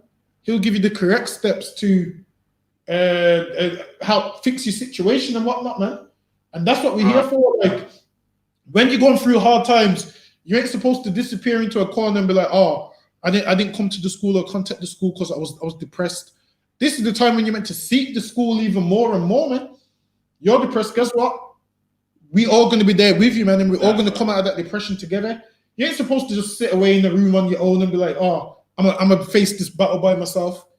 You're meant to notify the school, man, your camp leader, and we can all face this battle together. Like, imagine we here, the prophets of the Lord are here, man, to help with your depression, to help with your anxiety. You ain't supposed to just sit in the dark and just wallow away and no one knows what's going on with you. You're meant to open up and speak, man. But church has made you believe, you know what, don't even speak about it. Just go through it by yourself. That's what counsel's for, man. For those reasons, read on. We'll finish off this one. 29.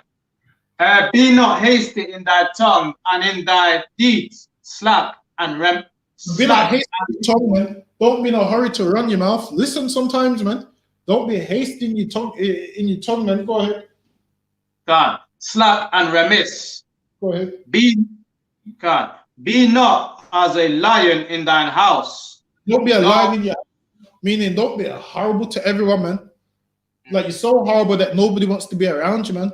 Imagine you're so horrible that when you come around, everybody wants to go home, man.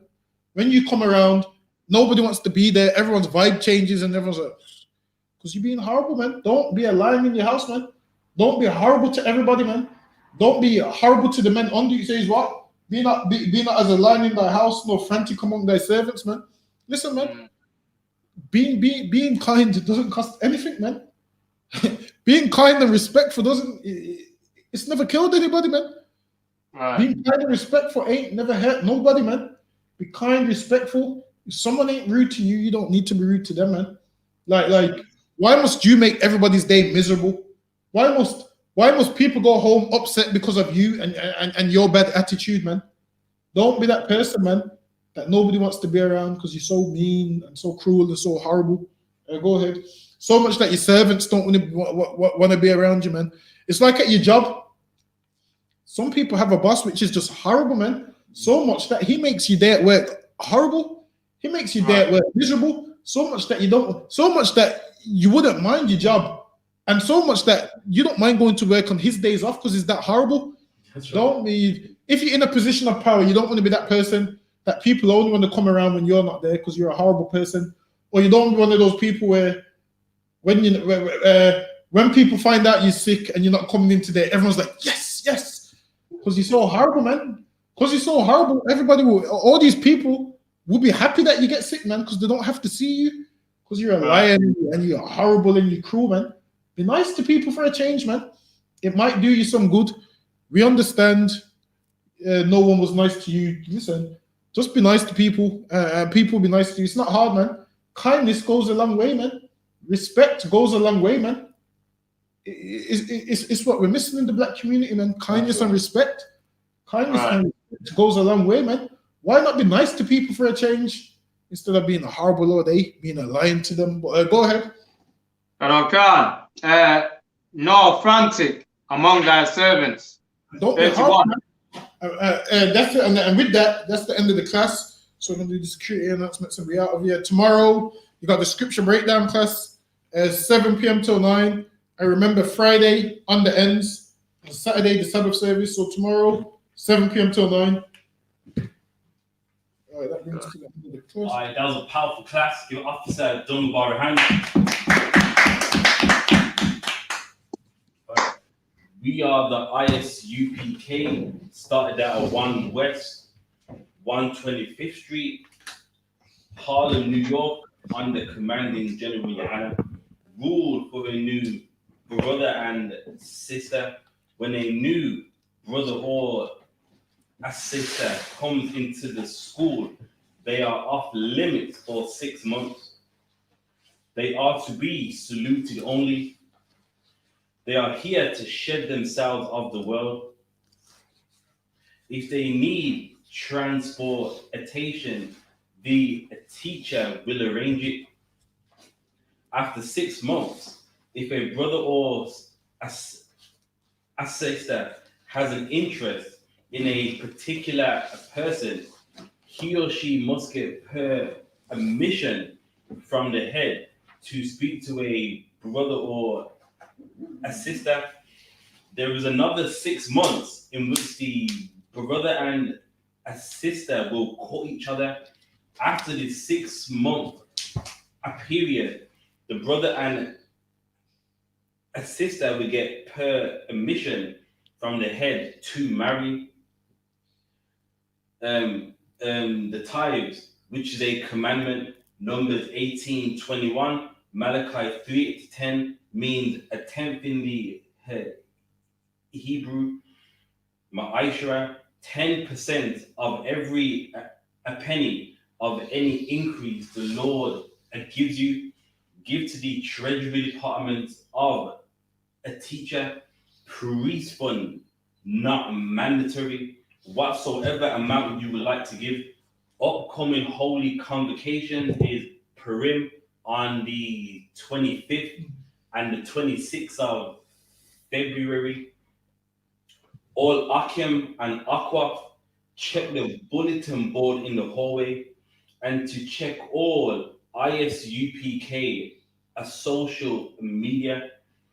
If anyone wants to become a trooper in the school, to start wearing all black, boots, shirts, pants, headbands, and scarves. And with that, men of Israel and Madian, we're going to give the teacher one courtesy salute. So, men of Israel, I Madian Shabbat, I Madian, Barak, Yahweh Ba Shem Yahweh Shai, Barak Athar, Yahweh Shem Yahweh Shai, Barak Athar. Yad Yamata, class dismissed.